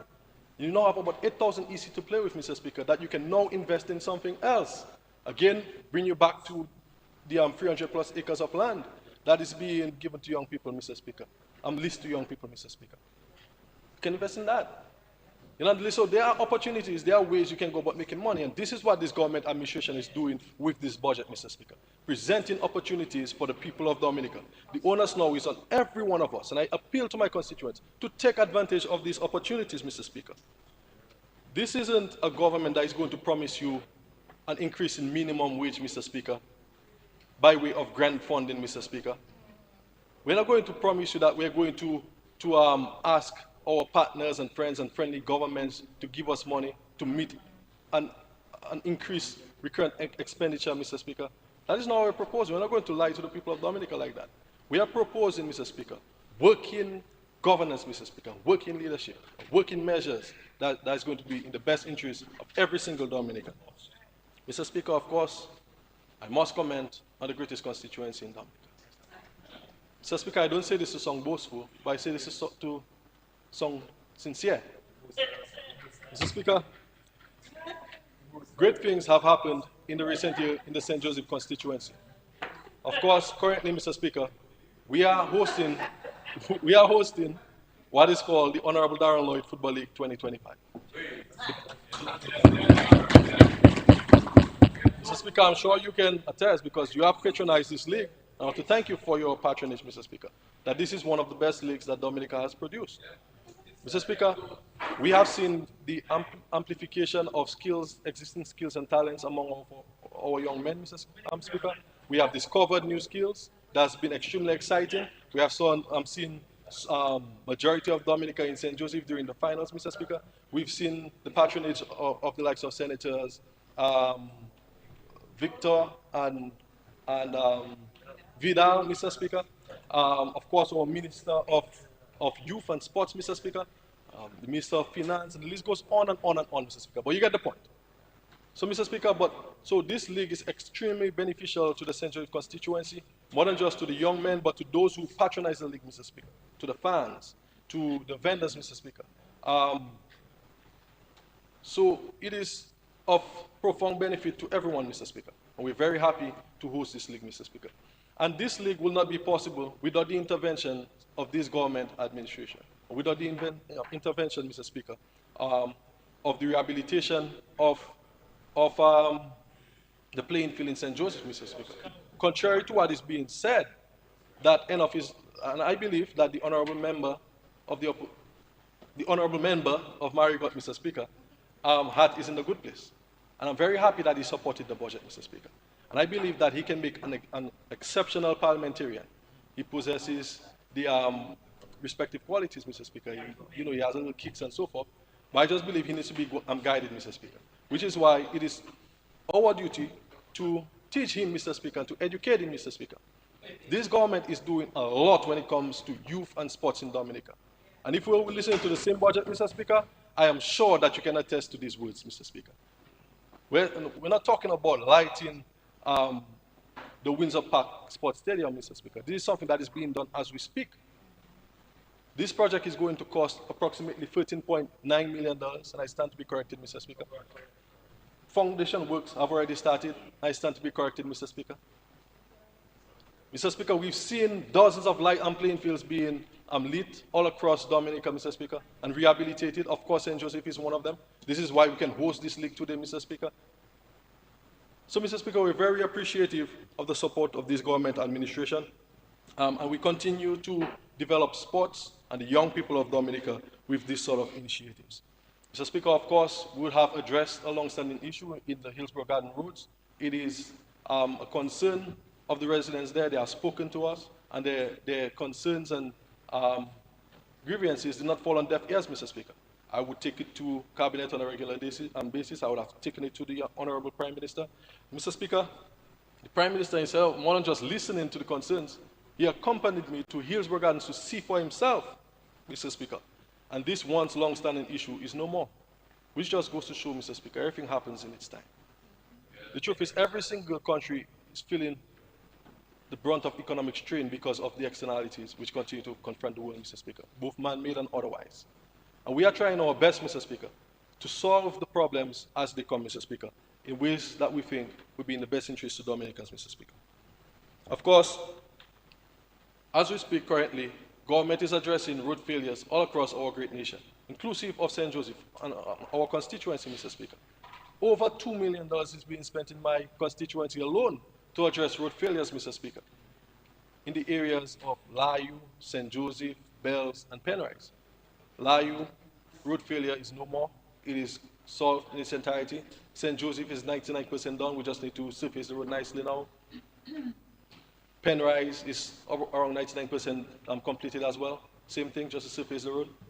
And Bells is about 75% completed, but we are very satisfied with what has been done thus far, Mr. Speaker. So we're speaking of over $2 million remaining in our local economy in the St. Joseph constituency, Mr. Speaker. We are speaking about job creation. So when we speak about jobs, that's what we're speaking about, Mr. Speaker. And I must say thank you as well to Dr. Henderson, Mr. Speaker. I saw so many of my constituents currently working on the geothermal project, Mr. Speaker, in terms of running the transmission lines from Loda to Focally. Such a fine job, Mr. Speaker. Mr. Speaker, recently I would have visited Bells together with the Honorable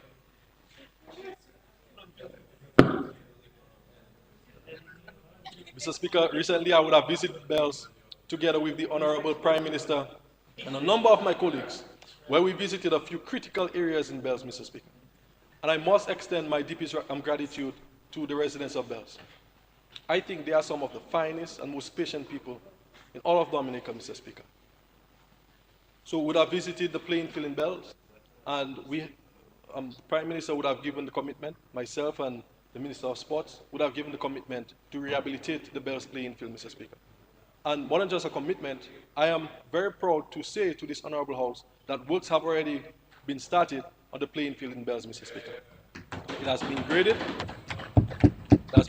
Mr. Speaker. Right now, we are waiting on the advice from the Ministry of Public Works to advise us on what sort of drain would be best for that particular area. Because it's a wet area, Mr. Speaker. So whether it be field drains or storm drains or earth drains, the experts will decide, Mr. Speaker, and will act accordingly. Additionally, we'll improve access to that particular playing field, Mr. Speaker, so that the users of that playing field can access them more comfortably. Following the playing field, we visited the health center in Bells, Mr. Speaker, where again commitments were made. The funds has already been approved for the rehabilitation of that health center, Mr. Speaker. Additionally, more than just rehabilitating the health center, we also look to expand the Bells Health Center because we understand how profoundly important it is to the residents of Bells and the Dominican citizens. Because Bells, this health facility is in a centralized area. When we speak about traveling from the airport to Roseau, Mr. Speaker, it's centralized, so it's very important. So it needs to be well-staffed, fully equipped, Mr. Speaker, and we absolutely have to expand the health center in Bells, Mr. Speaker, to accommodate a storage room, to accommodate a bathroom and toilet, to accommodate a kitchen facility. The list goes on and on. So we're very happy for the commitments and the funds that have been approved through the Prime Minister and the Minister of Health, Mr. Speaker, on behalf of the people of Bells. So we're very happy for that. Mr. Speaker, we would have visited the Glogomere Road. Again, another long-standing issue. 3 more minutes. What? 7. Mr. Speaker, I move that the Honorable Minister be granted an additional 10 minutes. It has been moved and seconded that the Honorable Lloyd be given an additional 10 minutes. Those in favor? Those against? Honorable Lloyd, you are given an additional 10 minutes. Thank you very much, Mr. Speaker. So we would have visited the Glogomere Road, Mr. Speaker. Again, I said another long-standing issue. And we listened to the concerns of the people. And more just listening to the concerns, we have committed to the people of Bells that this road too is going to be addressed in its entirety. Within the next coming weeks and months, works can be expected to commence and be completed, Mr. Speaker. And that one's long-standing issue is going to be no more, Mr. Speaker. In terms of Miro, Mr. Speaker, recently we would have conducted what is called a Miro community cleanup, where we saw the entire community coming out to engage in different cleanup activities, Mr. Speaker. So, for example, we would have cleared our storm drain, we would have cleaned our beach, emptied our soccerway, we would have gotten rid of every derelict vehicle in our community, we would have cleaned our playing field in preparation for works that we want to begin there, in an effort to foster community togetherness, Mr. Speaker. Additionally, mention was made by the Honorable Minister of Finance that the Kaum Road rehabilitation is also included in this year's budget, Mr. Speaker. This is something that I'm extremely appreciative for, because I understand firsthand the condition of that road, Mr. Speaker. And Confetti Mati, I'm not lying, Mr. Speaker. The farm, I withdraw, Mr. Speaker. This is, I always say that I withdraw. But to tell you the truth, Mr. Speaker, to tell you the truth, Mr. Speaker, we recognize that works have to be done on that road, Mr. Speaker. And we have given the farmers the commitment that is going to be done. Works are expected to begin in mid-August of this year, Mr. Speaker, and we want to complete works in its entirety as soon as possible, Mr. Speaker. Let me move very briefly to Layu, Mr. Speaker. Layu remains one of the most profound communities of my constituency, Mr. Speaker. It's a community that I hold extremely dear to my heart. We are grateful to the Ministry of Agriculture, Mr. Speaker, for utilizing one of our very own, that is Mr. Whitney Carrett, to meet government's objectives and goals as it relates to the creation of fiberglass boats, Mr. Speaker. So we've benefited from that and also benefited from ourselves, Mr. Speaker, which we are very grateful for. So more than just assisting government to reach its target, Mr. Speaker, Mr. Carrett was able to also train young men of Layu in the process, which is an additional win for us in the Central constituency and the Layu community, Mr. Speaker. Additionally, of course, mention was made of the Niba Road in Layu, Mr. Speaker. That is going to be rehabilitated as well. I know the farmers there are extremely appreciative of that, Mr. Speaker. It is going to help us enhance our productivity in that particular area, and I can tell you, Mr. Speaker, it's an extremely productive area. But, Mr. Speaker, I really just want to sum up everything that I've said, and if you hear anything that I said, Mr. Speaker, I want you to remember that I wholeheartedly espouse the budget estimates before this honorable House, Mr. Speaker, and this Dominican Labour Party-led government administration under the leadership of Prime Minister Dr. Honorable Roosevelt Skerrit, Mr. Speaker, is the best thing that has ever happened to Dominicans. I thank you, Mr. Speaker.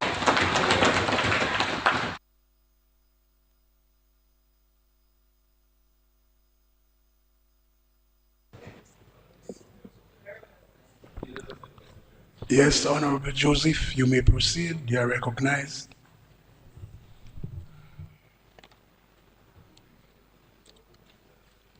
Mr. Speaker, honorable members of this august House, fellow Dominicans both at home and throughout the diaspora, and to the beautiful people of the Paybush constituency, good afternoon. I stand before this chamber today deeply anchored in a sense of historical responsibility, humbled by my mandate entrusted to me, and buoyed by the collective aspirations of the Dominican people. And I do so in response to the sterling exposition presented by the Honorable Minister of Finance, Dr. Irvin McIntyre, a budget not only intellectually vigorous, but also socially responsive and developmentally visionary. Mr. Speaker, please allow me to refer to my notes on this pad as I dissect this presentation for the next few minutes. You started your song in good, permission granted. Thank you, Mr. Speaker. Thank you. Firstly, allow me to place on record, Mr. Speaker, my sincere thanks to my colleague ministers in the Ministry of Agriculture, Honorable Royer and Honorable Defoe, and the Honorable Prime Minister for their guidance and encouragement on this journey. Mr. Speaker, this budget is more than a fiscal instrument. It is a deliberate national declaration that repositions policy as a lived experience and governance as a tool for transformation. It reaffirms a critical premise that our strategy of people-centered development is not aspirational, but it is operational. Simply put, Mr. Speaker, it is working. Mr. Speaker, we see the empirical manifestations of our policy interventions across the island, from the artisanal farmer who contemplates regional exports to the small-scale processor whose productivity has surged through state-enabled equipment support.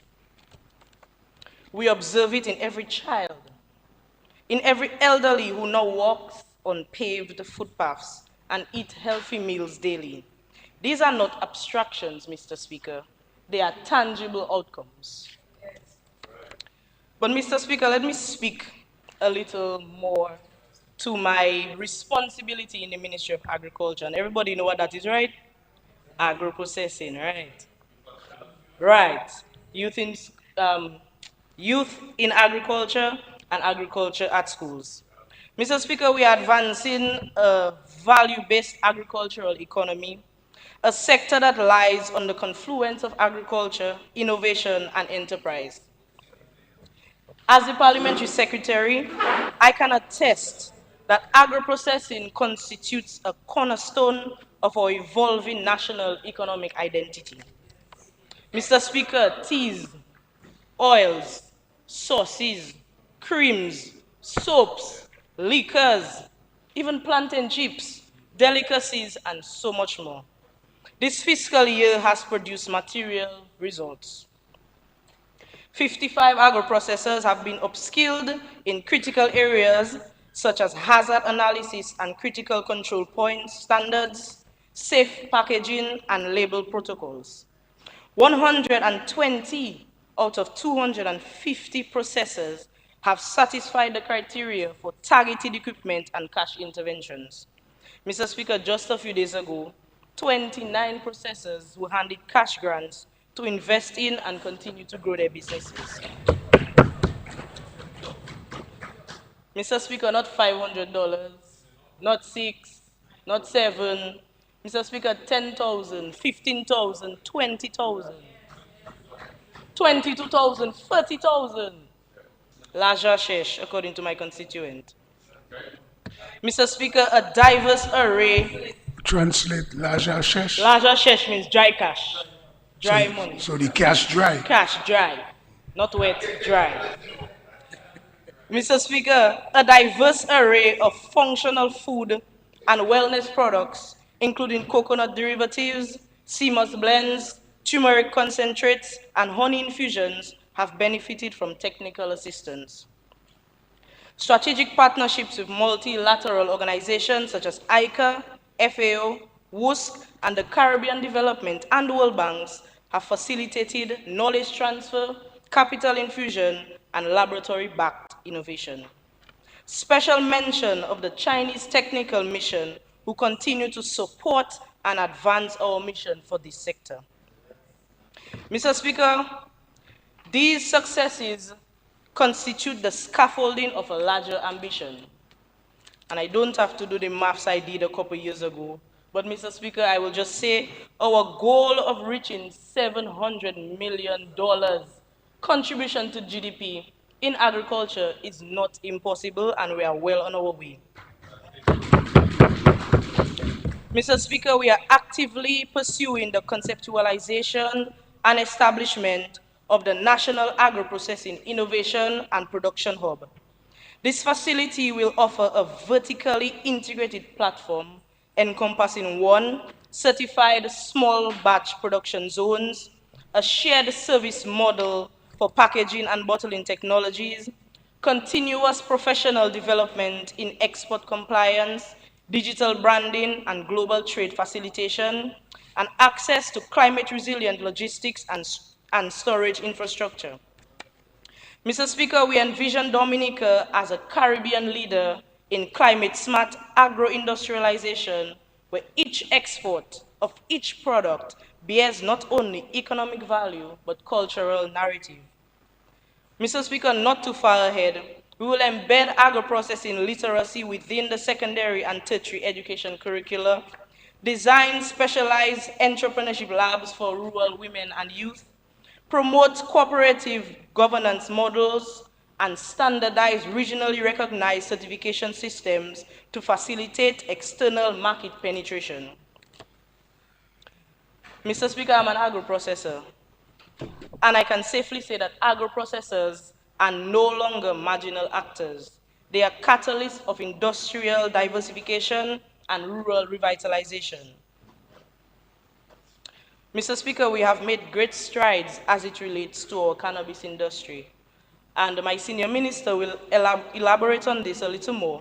But all I will say to the youth, to the processors, and to the innovators is to get ready. Mr. Speaker, it is axiomatic that national transformation must be intergenerational. Through the National School Agriculture Education Program, over 1,400 students across more than 500 institutions are being instructed in sustainable cultivation, value addition, post-harvest technologies, and agribusiness modeling. Mr. Speaker, this government continues to place significant emphasis on youth engagement in agriculture, recognizing the vital role in reshaping our food and economic security. During 2024-2025, Mr. Speaker, the National Agriculture Education Program remained instrumental in promoting agricultural literacy among young people through school grants, school gardens, 4-H clubs, feeding programs, and hands-on activities in sustainable farming. Over 20 schools benefited from our seedling distribution and technical support.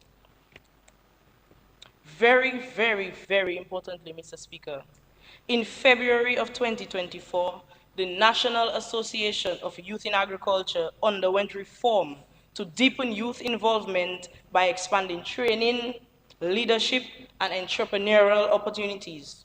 Youth also gained regional exposure through participation in key forums in Antigua and Costa Rica. And Mr. Speaker, as we speak, 2 members of NIA are attending the Climate Smart Agriculture Workshop in St. Lucia. Mr. Speaker, 300 acres, 1 acre, $1 per year. According to my colleague, 4 quarts per year, per acre. 300 acres will be made available to the young farmers in Blenheim, Felicite Hill, Newfoundland, and Savannah York, ensuring that our youth can fully participate and benefit from the agricultural transformation. And Grand Coulibaly. Mr. Speaker, it is safe to say that this budget continues to accelerate several nation-building infrastructural investments. The International Airport Project, now under active development, almost or more than 40% complete, and will recalibrate our logistical relevance and attract high-value tourism and trade. The cable car. This project exemplifies ecotourism advancement while preserving environmental sanctity. The geothermal plant, upon completion, will significantly reduce dependency on imported fossil fuels and stabilize long-term energy costs.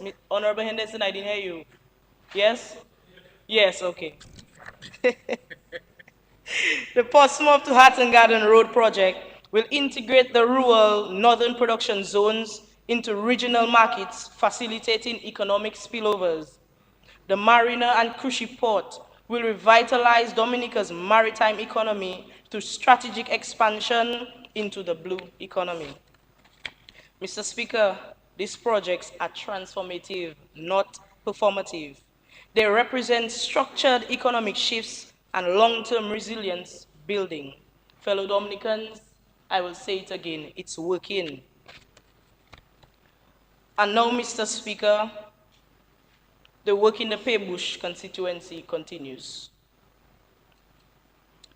Mr. Speaker, it is with immense pride, deep emotion, and unwavering commitment that I speak on a project that has been long awaited by the people of Benz, Ansdime, and Ansolda. A project etched into the heart of generations, past and present, now finally coming to fruition. A dream now becoming a reality. For years, our fishers and visitors risked their lives and sacrificed their investments using a deteriorated structure to provide for their families and enjoy what the nature island has to offer, especially Ansdime. Today, Mr. Speaker, through the government's vision and under the leadership of Honorable Dr. Roosevelt Skerrit, a modern 65-meter jetty is on the way. Mr. Speaker, this sport is more than just another piece of infrastructure. For the people of Benz, Anzime, and Ansolda, it is a lifeline.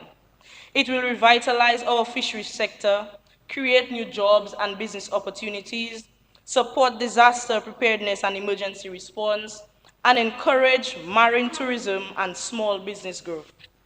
Mr. Speaker, the Anzime port is not just a promise fulfilled. It's a symbol of resilience, of progress, and of people-first development. Mr. Speaker, it's working.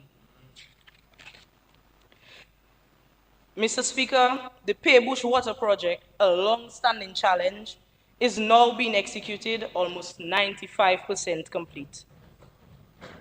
The Kalibishi Water Project, one of our most vibrant coastal communities, will now have a fully rehabilitated water supply. For years, families have endured low pressures, inconsistent access, and aged infrastructure. Mr. Speaker, today we are rewriting that story and we are saying no more. The project is currently underway and is set to be completed in the next 6 months. Mr. Speaker, please allow me to comment on one of our flagship projects in Kalibishi, our Pathway to the Future Footpath Project. Mr. Speaker, this project was successfully implemented, constructing safe and solid footpaths for the entire formerly known Backstreet population, now renamed Big People's Avenue. Mr. Speaker, 20 or more young men were engaged and 26 families benefited from this footpath project. Mr. Speaker, the Kalibishi Primary School construction is currently underway and ahead of schedule, representing a significant investment in education and youth development. This facility is designed to provide a safe, modern, and nurturing learning environment for our children, equipped with smart classrooms, sanitization blocks, and recreational spaces. Mr. Speaker, this project is not just about concrete and steel. It is about cultivating minds and creating future leaders in the very heart of this rural community. In addition to the school itself, Mr. Speaker, the project includes the complete rehabilitation of the Kalibishi playing field to be outfitted with new spectator stands, lights, changing rooms, and restrooms. Lands have been acquired, estimates have been prepared, all engineering measures assessed, and final preparations are now underway to begin this crucial and complementary initiative.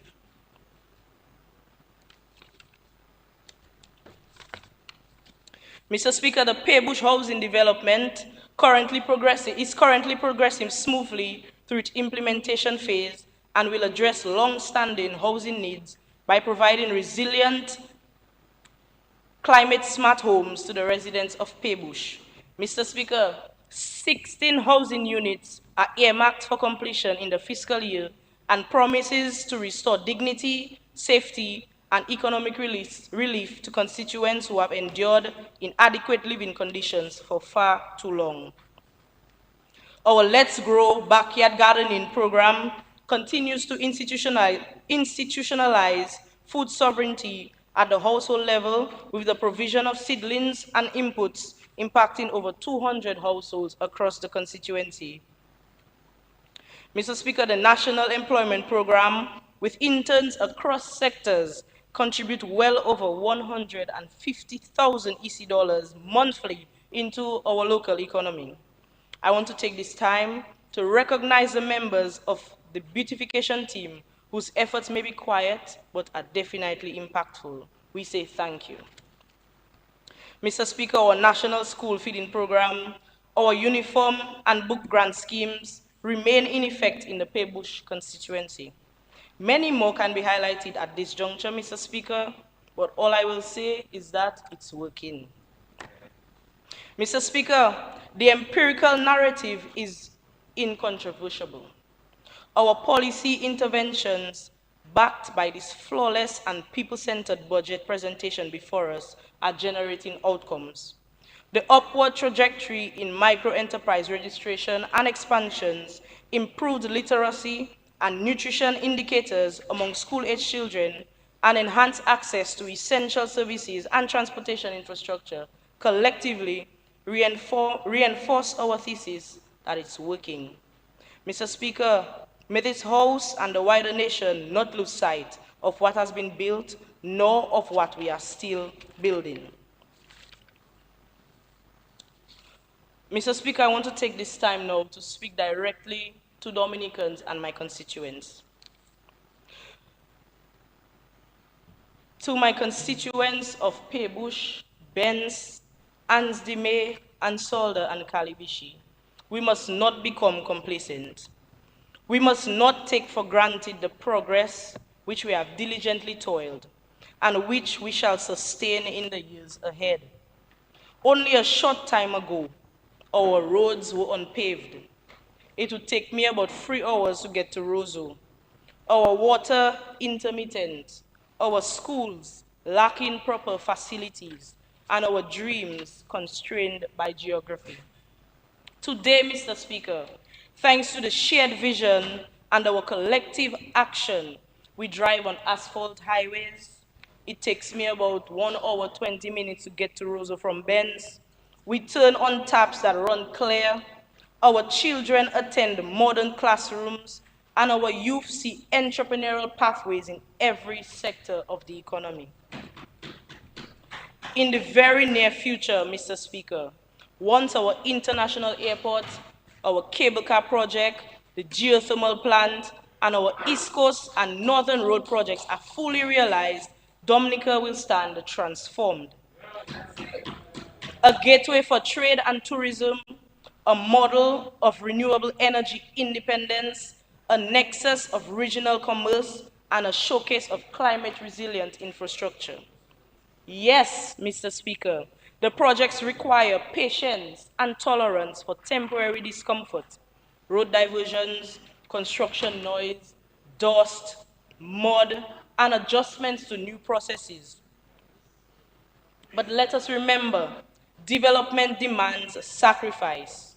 We are, after all, a developing nation, charting a path toward global competitiveness. And let me go further by reminding you that our work as public servants is, above all, a divine calling. We are God's stewards entrusted with his people. When you criticize or undermine God's servants, you challenge the Lord's plan. Instead, let us embrace our shared responsibility to maintain our health by adopting preventive care and healthy dietary choices, engage in sports and wellness for communal vigor, uphold the sanctity of the home and school as pillars of character, and sustain our churches as beacons of hope. Each of you, as citizens, have a role. In the fields, in the markets, in the corridors of justice, and in the halls of worship. Together, we collaborate not for self-interest, but for collective flourishing for all Dominicans.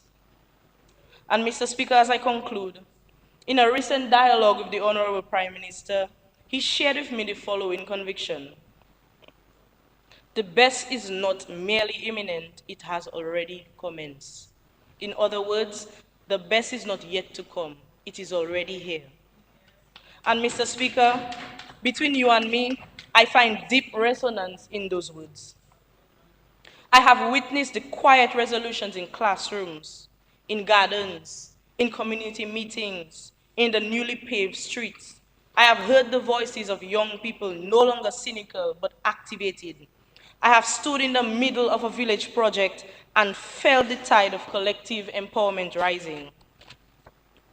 Mr. Speaker, as the late Prime Minister Pierre Charles once reminded us, we must build not only for today, but for the generations to come with courage, discipline, and unity. That is our charge. That is our purpose. Mr. Speaker, I wholeheartedly support this budget because it is a declaration of confidence in policy, in people, and in progress. Let us therefore not only pass these estimates, but uphold it with dignity and execute it with vision, purpose, and pride. Mr. Speaker, let us proceed, undaunted, united, and unrelenting. because it's working. Thank you, Mr. Speaker. Thank you, Dominica. And may divine providence continue to illuminate our path forward. Forward ever. Forward ever. Thank you, Mr. Speaker.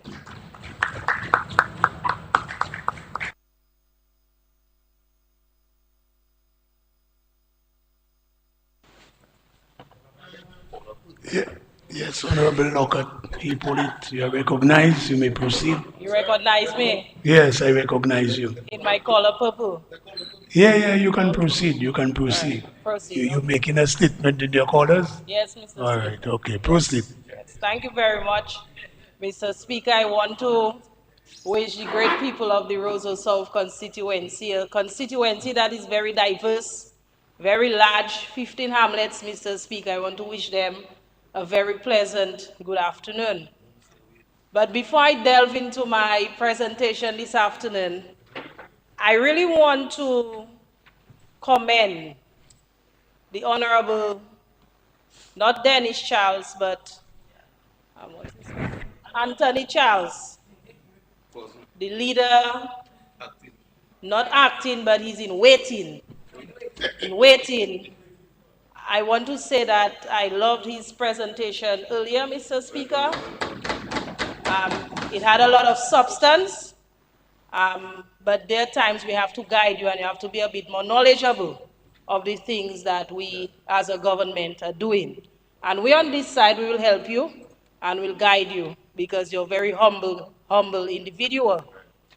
I'm really rooting for you to be the official leader of the opposition parliament.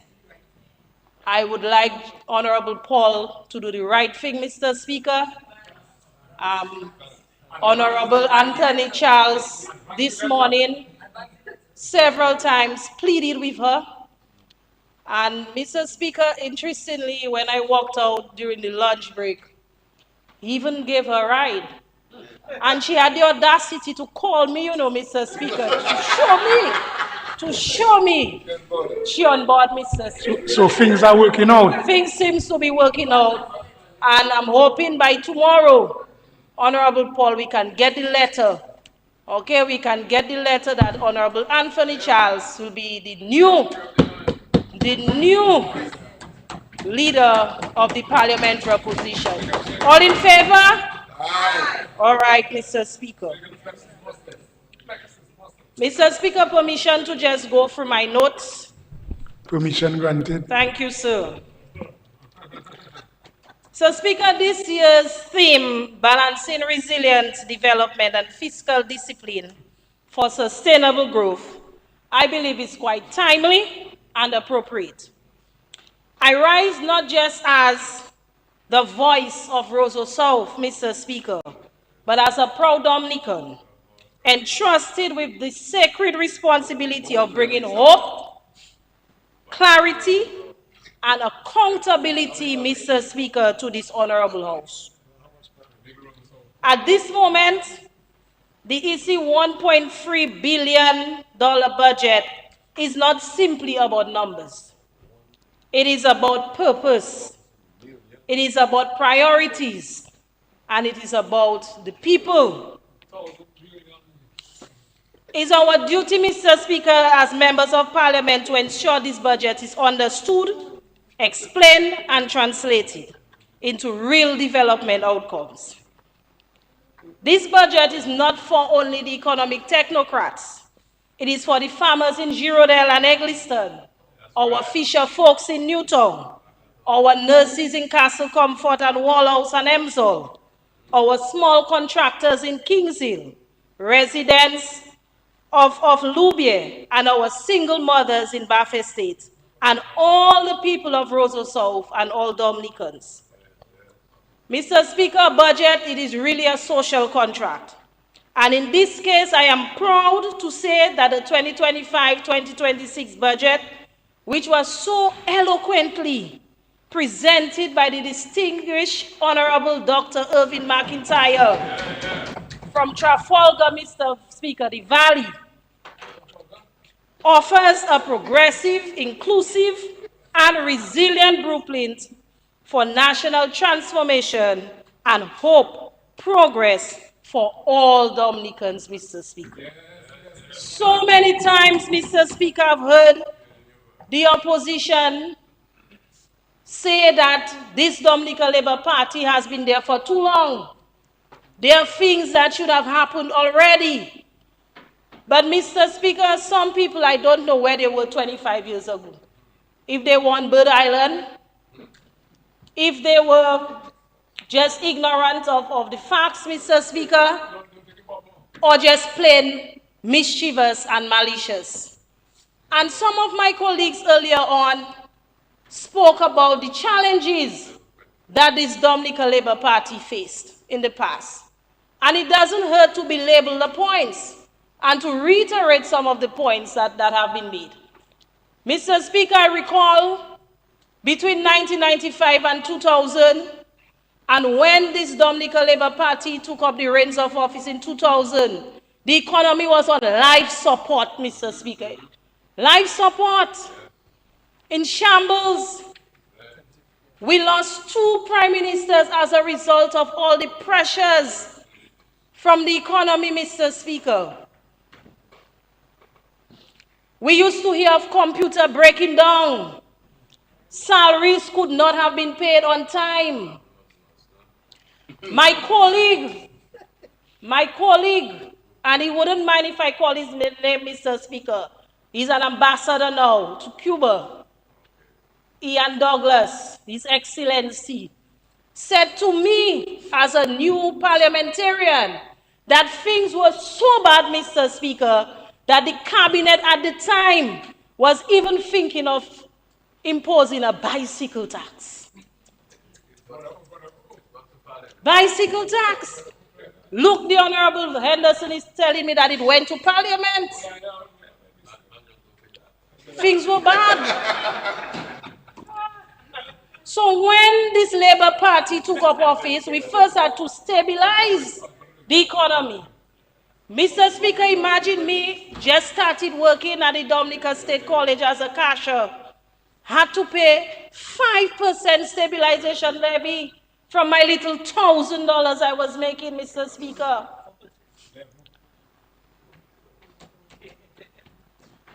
Going home with $800 and something, I had to pay 2 buses.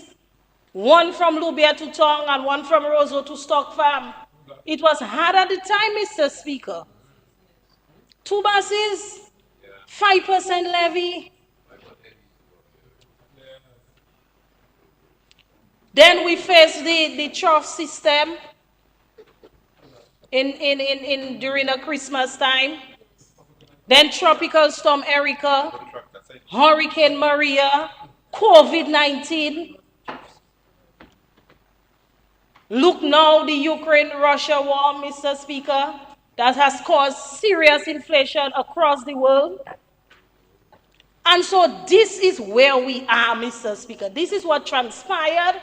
And we are at this point, notwithstanding all those challenges. And sometimes I say, hélas, Mr. Speaker. I say hélas because sometimes I do not know how our leader does it.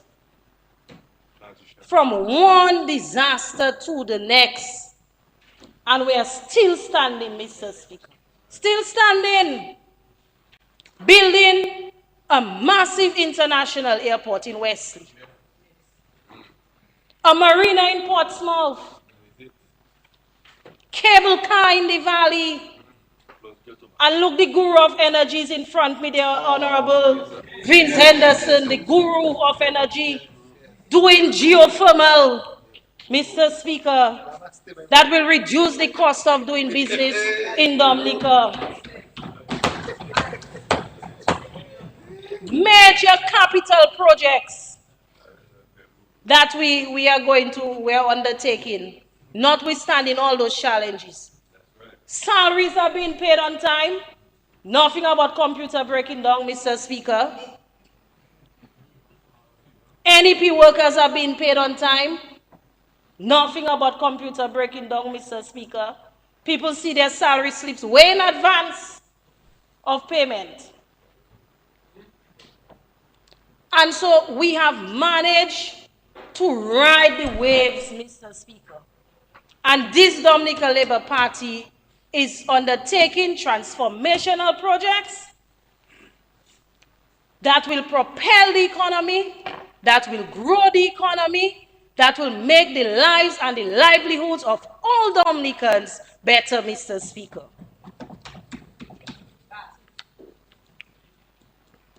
Mr. Speaker, let me now try to anchor this national budget to the needs of the Roseau South constituency, because many times constituents ask, what's in it for me? So let me now bring this budget home, Mr. Speaker. Our communities from Castle Comfort to Loubier, from Newtown to Girondale, from Bath Estate to Wallhouse, from Silver Lake to Kings Hill, from Citronette to Fortney, from Harlem Savannah Square to Melvin Battery, Mr. Speaker, Kings Hill, where you're from. And in the solid trenches of Montego Bay are regions of people, Mr. Speaker, who are rich in potential, industry, education, determination, culture, and talent. But they have also faced their share of challenges: flooding, housing deficits, some underemployment, and other malice. However, their grasping of available opportunities across sectors can help in mitigation. This budget answers those concerns. And let me break it down sector by sector, Mr. Speaker. We in Roseau South know all too well about the vulnerability of climate change. We've witnessed hurricanes, the storms, and the devastating effects on man. This budget allocates several millions to climate-resilient housing and infrastructure development. And Roseau South is in line, Mr. Speaker, to benefit. Let me remind the people of the Roseau South constituency that housing really began with us in the 1970s in the Bath Estate area under Patrick John. And Mr. Speaker, every time I do my house-to-house in Bath Estate, the people say to me, your grandfather was responsible for giving me my keys to my home. So it was this Labour Party government years ago who started housing. We also built houses for apartments in Silver Lake, and we remember how the people of Silver Lake lived before. They were in an area they call Fly City. And Mr. Speaker, today, the people of Silver Lake can boast of proper housing for they and their families and their children, Mr. Speaker. Much better conditions than what they were accustomed to. In Bath Estate, apartments were built, In Emsall, housing apartments again were built for the people of Roseau South. And today, as parliamentary representative, Mr. Speaker, I can boast of the most magnificent, and I call it, Mr. Speaker, the Bellevue apartments in Eggleston. Bellevue, pretty. You have the view, Mr. Speaker, of the mountain, and you have of the sea. And so, Mr. Speaker, the 16 families who will be benefiting from this housing in August, Mr. Speaker, I want to tell them to take care of the homes that they are getting. They are getting the best apartments in Dominica. The best. The best. Well, the parent for Scott said we are friends, Mr. Speaker, so I won't say anything to her. Okay, but everybody wants to claim you have a village in Grand Bay, I have a housing apartments. Okay, so please relax yourself, Honorable Bill. 16 apartments, Mr. Speaker.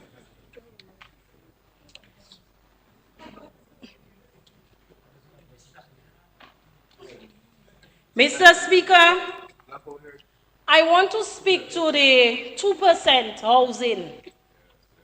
2% interest rates with a 6 months grace period for public servants, Mr. Speaker. And you know the Roseau South constituency, we have public servants. We have public servants, Mr. Speaker. Right? And so from time this measure was announced, I got several messages, I got several calls. People want to find out, Parep, how do I apply? What is the criteria? And I said to them, in the coming weeks, I'm sure the Ministry of Housing will put out the applications and to give the criteria as to how you can benefit from this very, Mr. Speaker, very, very low interest rate. That to me, that is a giveaway. And the middle class in Roseau South will definitely benefit from this. I believe that's a game changer, Mr. Speaker. Because the majority of Dominicans want to own their own home. They want to own a piece of Dominica. They want their land, Mr. Speaker. They want their home. They want to be comfortable, they and their families. So I believe this is a very progressive move. And I want to congratulate the Minister of Housing for ensuring that we implement such a program for the middle class and the public servants of this country, Mr. Speaker. Mr. Speaker, land reform is a need in Roseau South. We have so many derelict properties, and so the intention is to try to meet with these landowners so we can come to some sort of conclusion, some sort of agreement as to how can we keep the environment clean, Mr. Speaker, because it's really impacting very negatively on the environment. Honorable Vince seems to know Roseau South better than me. Not I don't think because he living in Roseau South, he knows the place better than me. He just spoke about a place by the name of Gwenville. So everybody watching me wondering, where is Gwenville? Yes, Newton has a place they call Gwenville. We call it Charlotte Valley as well. It's Pasi Fatima Church. And government has a lot of land inside there. But Mr. Speaker, since Hurricane Maria, the area is extremely vulnerable. And so we may have to repurpose the land use. And so I have been speaking to some of the young people who are currently planting, Mr. Minister of Agriculture. And so the land and surveys, some of the staff there have spoken to me and they're saying to me that Parep we could use there for industry and also agriculture. And so the intention is to meet with the people of Newton because we have so many small businesses, so small business owners engaging in industry and other activities, mechanic and other things, and they're by the roadside. It really doesn't look good, Mr. Speaker. And so we will discuss how we go about whether or not we lease the land, whether we sell the land. I will be guided by the authorities on that. But the initial discussions we will have with the people of Newton. I know there's a young man who's already, he has interest. The lands are already subdivided. They have already been surveyed. And I know the Minister of Housing has been aggressively trying to put monies in the coffers of the Treasury and selling the government lands for individuals who are in need of it. And so I will have discussions with her on that matter, Mr. Speaker. No, Vince has a property in Castle Comfort. I cannot sell. It is not for Vince. It's not vulnerable. We're looking at the most vulnerable people in Roseau South. He's on the mountain top looking down at us, Mr. Speaker. Mr. Speaker, drainage and wall rehabilitation, infrastructure, the renovation of sidewalks and drains. These are also part of the beautification and upliftment and enhancement of the Roseau South constituency. And I began, if you notice, if some of you all drive through Newtown, you would have seen the lovely sidewalk that we have started. It's a first phase. It costs about over $160,000. I really want to thank the contractor, Mr. Al Thomas and Montgomery Richards from Lubia, and also the young people who were engaged, Mr. Speaker. And that is what gave me great joy, was that we engaged some of the high school dropouts, we engaged some of the young people who were unemployed, and it gave them the opportunity to learn a skill. So some never mixed cement in their life. Some never did farm work. Some never learned they didn't know how to tie steel. But they got the opportunity coming out of that project to do so and to learn a trade, Mr. Speaker. And to me, that was the greatest takeaway for me on that project. Mr. Speaker, there are a lot of roads to be done. There was one road in Castle Comfort, a link road that we did in the last financial year. The intention is to meet with the other residents of Castle Comfort, Ocean View, in Wall House as well. We have a couple roads that need to be resurfaced. And the intention, I've already started meeting with the residents. And so we have a plan moving forward. I'm not making any promises that I cannot keep, Mr. Speaker. I've said that to the people. But we are meeting and we have a plan that we want to execute as to how we can rehabilitate some of the roads in Castle Comfort and Wall House. And in the coming weeks, I will be meeting with the residents there to inform them of the plans that I have as parent. Mr. Speaker, this one keeps me up at night, and I don't normally stay up at night, Mr. Speaker. By the time it's 8 o'clock, I'm in my bed. But especially, there are some people, Mr. Speaker, when you see them, you have to hide. And Honorable Blackmore is one of them. You have to hide when you see it. But Mr. Speaker, this one has been preoccupying my mind. And I want us to pay attention, and I'm talking about some serious business now, okay? The Emsall Bridge, Mr. Speaker. Mr. Speaker, since I've been the power rep in 2019, became power rep, I have been fighting tooth and nail. You can ask my colleagues about the bridge. And I just want the people of Emsall to know, Mr. Speaker, that I've not forgotten them. Especially during this hurricane season. I'm having sleepless nights, Mr. Speaker, especially when it rains heavily. But we have a plan. There's an item under the budget because I met with the people, Mr. Speaker, and they have said to me that, Parep, whatever it is you can give us, it could be a crossing, it could be a Bailey Bridge, whatever the case is, we will accept it. And so I have discussed with the cabinet, because all of them were there when I spoke, that we could probably do a Bailey Bridge for the people of Emsall. It is my understanding that the Ministry of Public Works has all the components, and two people told me where I could source, Mr. Speaker. I don't think I have colleagues looking out for me. They told me where I could source 2 Bailey Bridges, but I need 1, but 2. And so there is an item I'm letting my colleagues know that's the only Bailey Bridge. There's an item under the budget, on the Ministry of Public Works for Bailey Bridges. But there will be only 1 Bailey Bridge. So I'm putting them on notice that I'm the only person who will get a Bailey Bridge this financial year. And they have all agreed, Mr. Speaker, because they know what I'm going through. And it will be the Emsall Bailey Bridge, Mr. Speaker.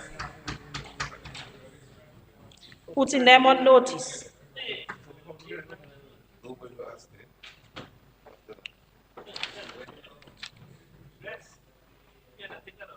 You see the difference between this side and your side? We have plenty love and unity and cooperation. You all have no love, no unity, and no cooperation.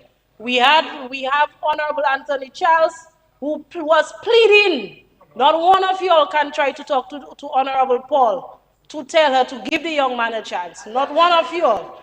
So do not come and talk about where is the love. The love is right there, right there, right there.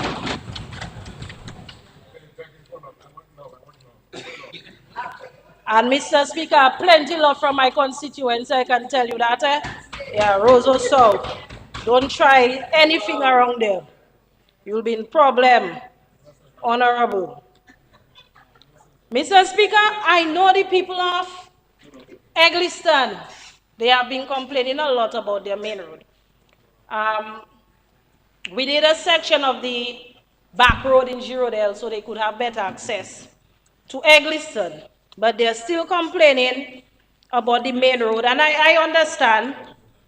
And I will be having discussions with the people of Egliston because in doing some groundwork, a couple ideas came up. And there is a link road or a track from Kingshill to Shaflo. Somebody brought that to my attention. So it is you walked it, Dr. Mark. Okay, so it's my intention to walk and to do the feasibility studies to see how can we do a road from Kingshill to Shaflo to Egliston to alleviate the plight of the people in that area. That certainly will open up lands for agriculture, Mr. Speaker, for housing, and the people would have a safer and shorter route to get from Egliston to Roseau. So that is something that I will be discussing with them, speaking to the Minister of Public Works, who's my very good friend and colleague, Honorable Fidel Grant. So I'll be speaking to him about that, and for the engineers to go up there to see what is it that we can do, Mr. Speaker.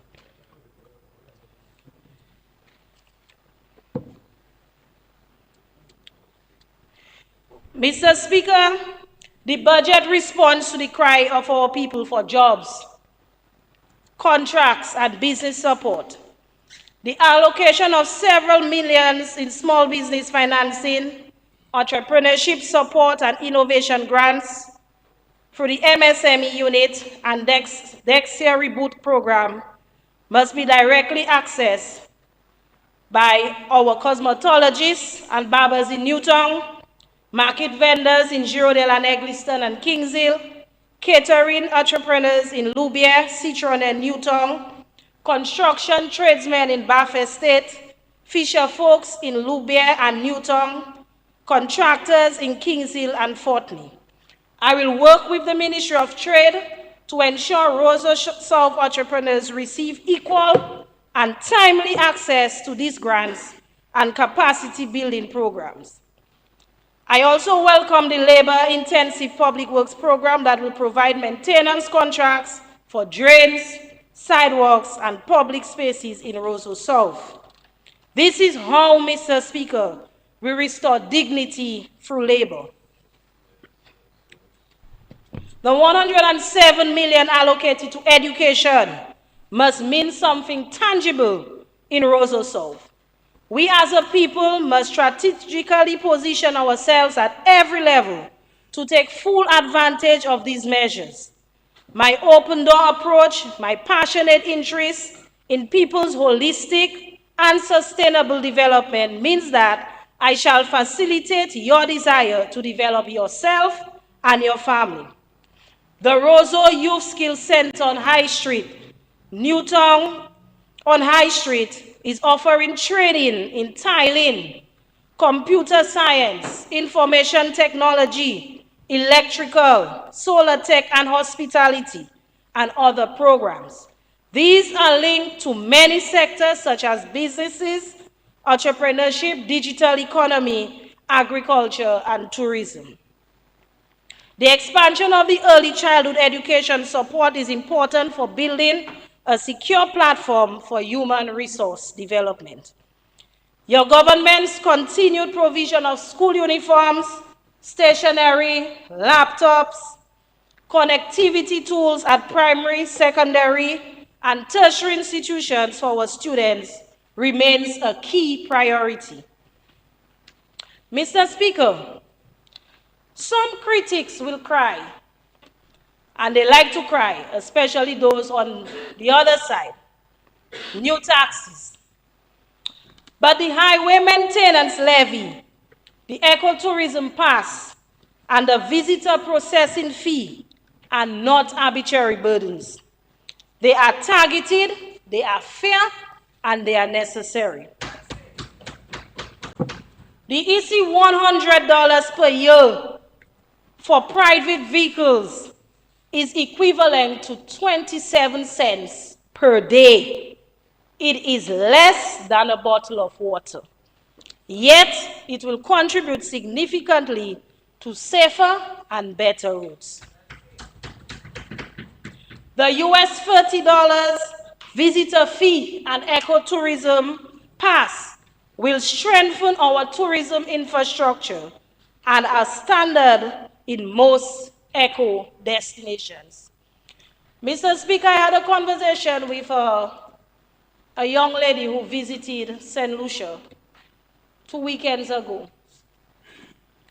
And she said to me to visit a site as a foreigner, and she could not bathe in the waterfall. She had to pay $40 just to view, and $20 for locals.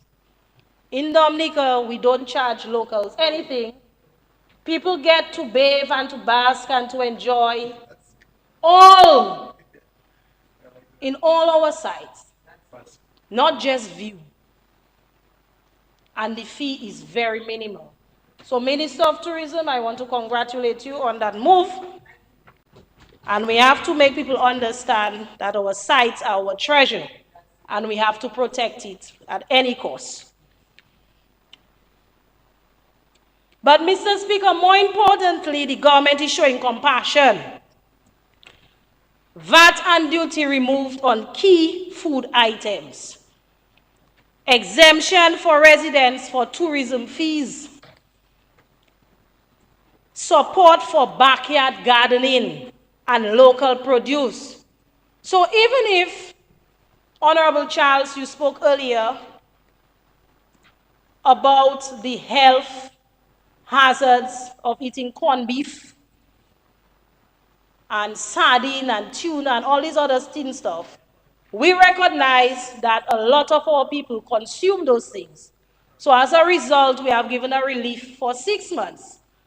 But on the other hand, we are saying to you that we want you to grow local, we want you to consume local, and we want you to buy local.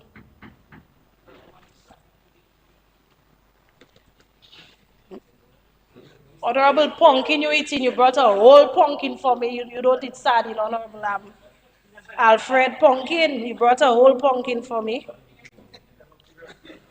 Mr. Speaker, this is progressive taxation.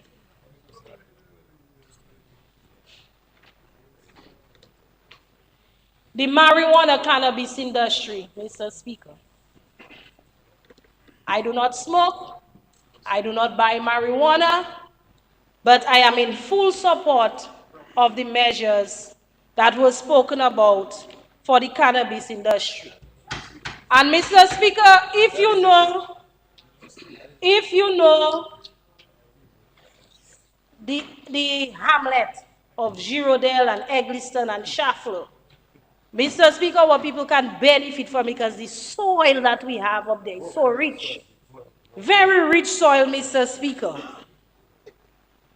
And it is great soil for marijuana cultivation. Mr. Speaker, I have a young lady who recently opened her business. And one of the things that I know, she has taken advantage of every training and every educational program the small business and DYBT has had. And Mr.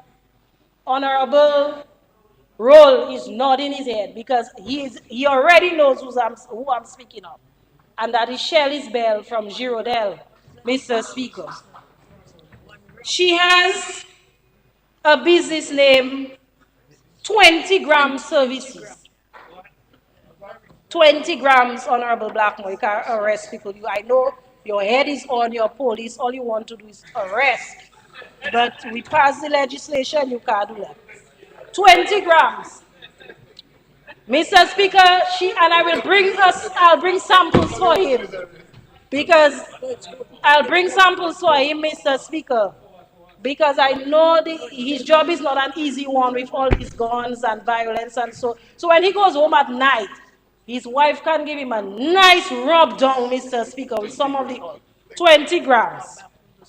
So she has cannabis-infused castor oil, cannabis-infused coconut oil, cannabis-infused massage. That is the one I want to give Honorable Blackmore. Massage oil. And she has cannabis. Honorable Delbert, listen, when you're doing your presentation, obviously you all are distracting me. Honorable, yes, Honorable, you're distracting me. Cannabis, cayenne pepper, and rosemary in coconut oil. Very therapeutic, Mr. Speaker. And it is being grown right in, I will not say because Honorable Black. I have to be careful, right? I have to be very careful, Mr. Speaker. I am, right now, I am scared, Mr. Speaker, but I want to promote her. And I want to congratulate her on her endeavor. And she recently received an award on the DYBT. Yeah, so she's doing well, Mr. Speaker, and that's somebody who started from the bottom and she's climbing. So I welcome the measures for the marijuana cannabis industry. Mr. Speaker, sports remains a top priority for this government. And I listened attentively to Honorable Charles. I love basketball. My favorite team is Lakers. My favorite local team, and Lucky I would smile, is Paybush. They have high energy. Right? I'm not from Mao, Honorable Blackmore, so I can't talk about Blazers, but I witnessed Paybush play at the indoor Kasani facility in Mao, and they were exceptional. Blazers was nowhere there. In their own place, they were nowhere there. But Paybush did very well, Mr. Speaker. And so, this government has done a lot for sports, Honorable Charles, and it's from the grassroots level. We have gone into every nook and cranny, in every village, and I can tell you about there's a basketball court in Point Michel, recently built by this Dominican Labour Party government.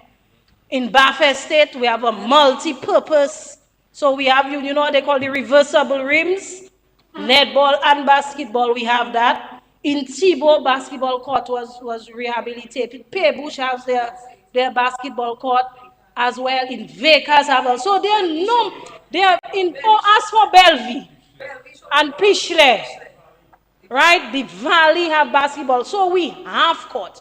We have the infrastructure. I love your idea as it relates to the 21 constituencies and probably having a league. That is something that we can do, and you can take it up with the sports council. So I love that idea. We too may have to have a discussion with the associations, because you have the Olympic Committee, you have a basketball association, you have a netball association. I sponsor Spartans, which beat Honorable Celtics Melissa Popon team last season, right? And so, and I'm a sports person. I ran 100 meters, 200 meters. I broke national record. I did relay for so, I mean, you can't tell me about sports. Okay, so I just want to educate you on the number of ventures that this government has undertaken as it relates to sports. Okay, Honorable Charles? But we take your recommendations in good faith, because you're a humble guy, you have plenty love. And so we take your recommendations in good faith. Mr. Speaker, one thing that really got me excited, and I know you have some interest, I will talk about it, the Lubia water bottling plant, Mr. Speaker. When I heard this in the budget, when I heard this, Mr. Speaker, I was really excited about it. Really, really, really excited. Because we know, and I lived in Loubier practically all my life, FIFA Venue Madrel, Loubier. And I know the impact that this Dominica Brewery had on the local economy of Loubier. Several young people were engaged and employed in the brewery. So when I heard that, I said that is a very good move by the government. I'm very pleased to be part of this government that are thinking about manufacturing and exporting our water. And so I believe that the purchase of the land where the Dominica Brewery was is a very good move. And we in Roseau South constituency and the Loubier area, we really and truly welcome that. Okay? But remember, you said that you know I have an interest, but you won't talk about it. But be clear that I don't have an interest. No, not in no. Yeah. Mr. Speaker, in fact, I want to take back that. Okay, I want to withdraw it. Yes, and to withdraw it. In regards to, because I don't want the public to think I have an interest in that. But in the interest of transparency, it is better you say what I have an interest in, so people can be clear. But I don't have an interest in what you speak about, what you spoke about. Mr. Speaker, I withdrew, so, okay? Yeah. Okay, Mr. Speaker, I want to turn my attention to my ministerial portfolio and the water sector. Under the water sector strategic plan, the WASCO will be pumping in the economy $31.8 million. The communities that stand to benefit are Cassie Bruce, 7.5 million, Kalibishi, 4.8 million, Grand Fort, Rivière Syriac, and Monjon, 8.7 million, Coolibishri, Monrachet, Grand Savan, 10.8 million. And Mr. Speaker, if you note that Salisbury is taking the bigger chunk of the pie, 10.8. So I do not want you to say that the government is forgetting your constituency. In all the communities mentioned, community engagements have already taken place. All the pipelines and fittings are already on island, and work has already commenced in Grand Fort and Coolibishri. These two communities are already starting to feel the impact of this project. Jobs will be created for both skilled and unskilled laborers, and local contractors will have the opportunity to bid on various aspects of the project. I'm also pleased to announce, and the PAL rep for Paybush spoke to it, that the 60,000 gallon tank in Paybush at a cost of $2.1 million has been completed.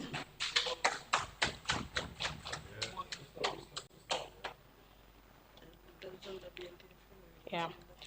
Mr. Speaker, as it relates to the telecom sector, we have what you call a net for all, and that is at a cost of $10 monthly. And we have seen an increase of 100%, 300 families benefiting from this initiative.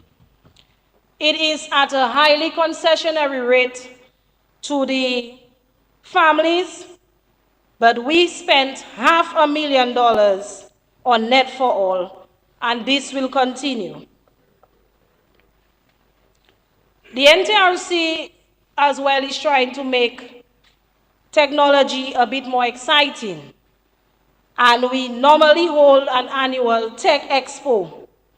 And last year, the Cassibru Secondary School won the STEC Expo.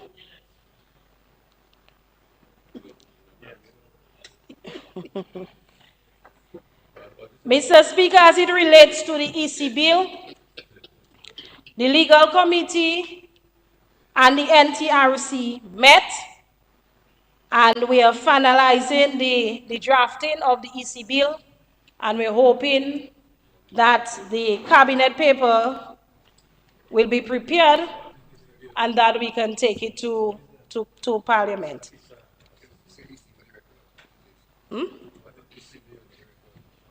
Yeah, so the electronics telecommunications bill is a harmonized bill, and so what it will do, it will strengthen the sector. One of the things it will do is protect the consumers as well. So that is something that we welcome. Also, one of the things that I'm happy or excited about that the NTRC did was to sign a license with Starlink, that is for satellite connectivity. And this was done right before the hurricane season. Starlink also donated 10 satellites to the Ministry of National Security. Receivers, to the Ministry of National Security.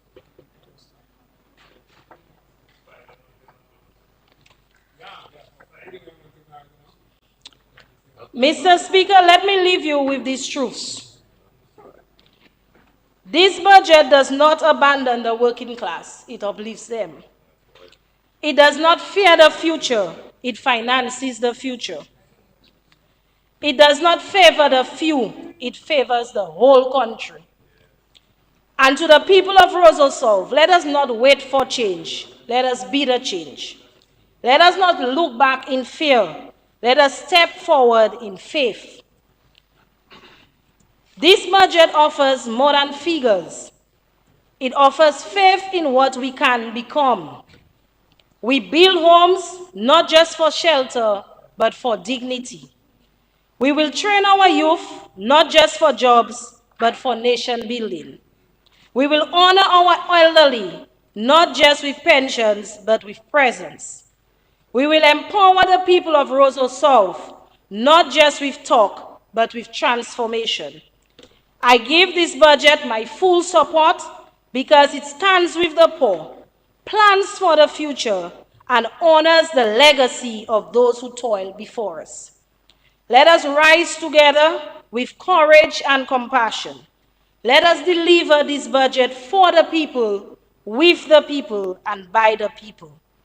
Mr. Speaker, I want to thank the people of the Roseau South constituency for their patience, their kindness, and their love and understanding. As I always say to them, that I can't do it alone. And so I have a team. I want to thank the Constituency Association, the various party groups, the LYO, the LWO, for their support during the last financial year, 2024-2025. Mr. Speaker, long live Dominica and long live this Dominica Labour Party government. Thank you very much.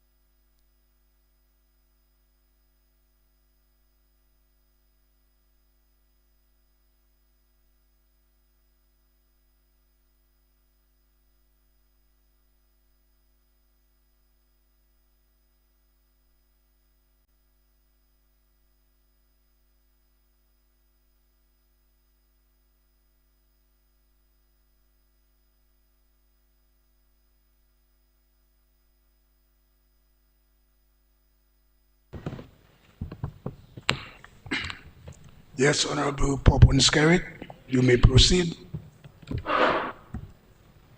Special good afternoon to you, Mr. Speaker,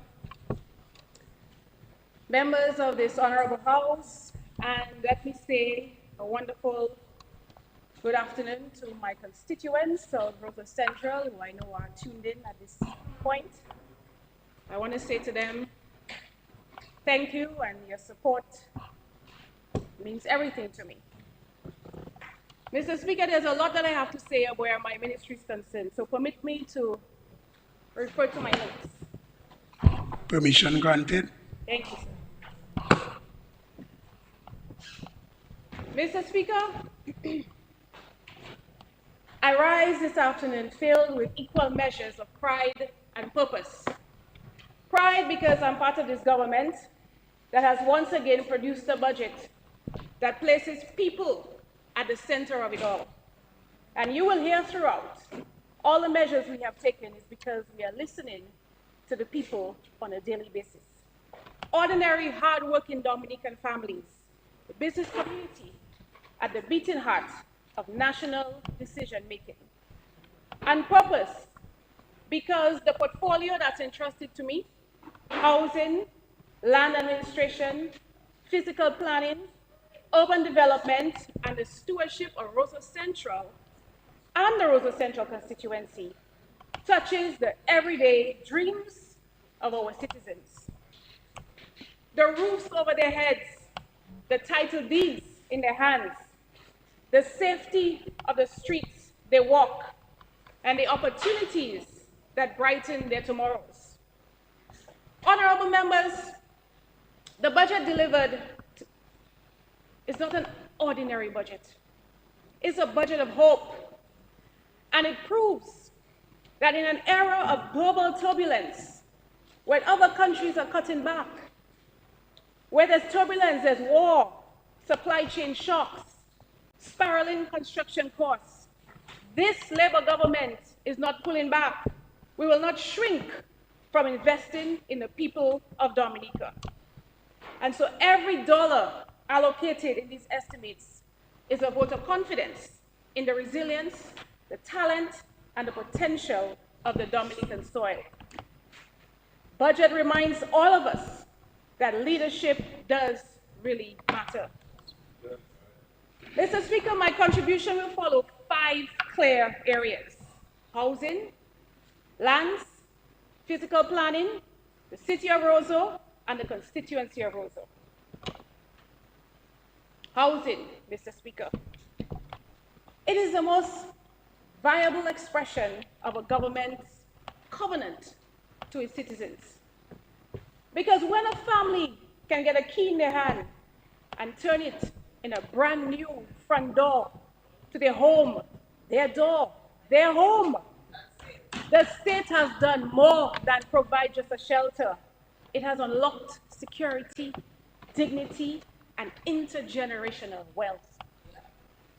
And over the years, this Labour Party government has gone above and beyond in ensuring that we provide proper housing for our citizens.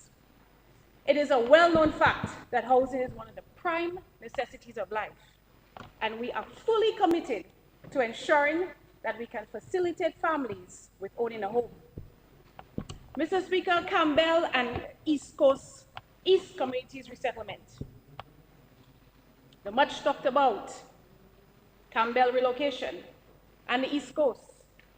The budget funds the relocation of these families who've been living in high-risk zones.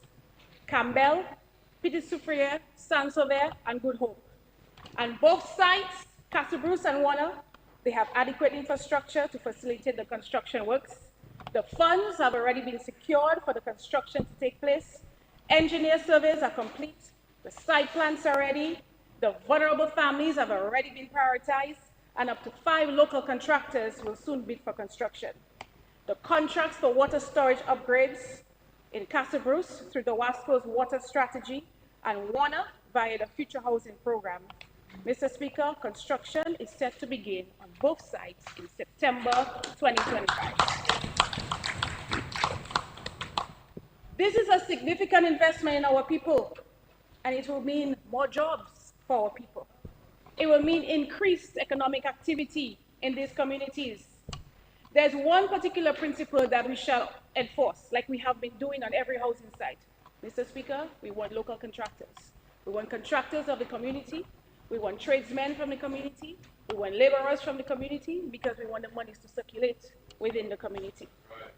Mr. Speaker, it is always a wonderful and pleasant sight to see our construction sites where our local women come, they set up shop, they're selling home-cooked lunches to the workers, cold drinks to the builders, and come payday, you will see those same workers reinvest their earnings in the neighborhood businesses, snackettes, the bars.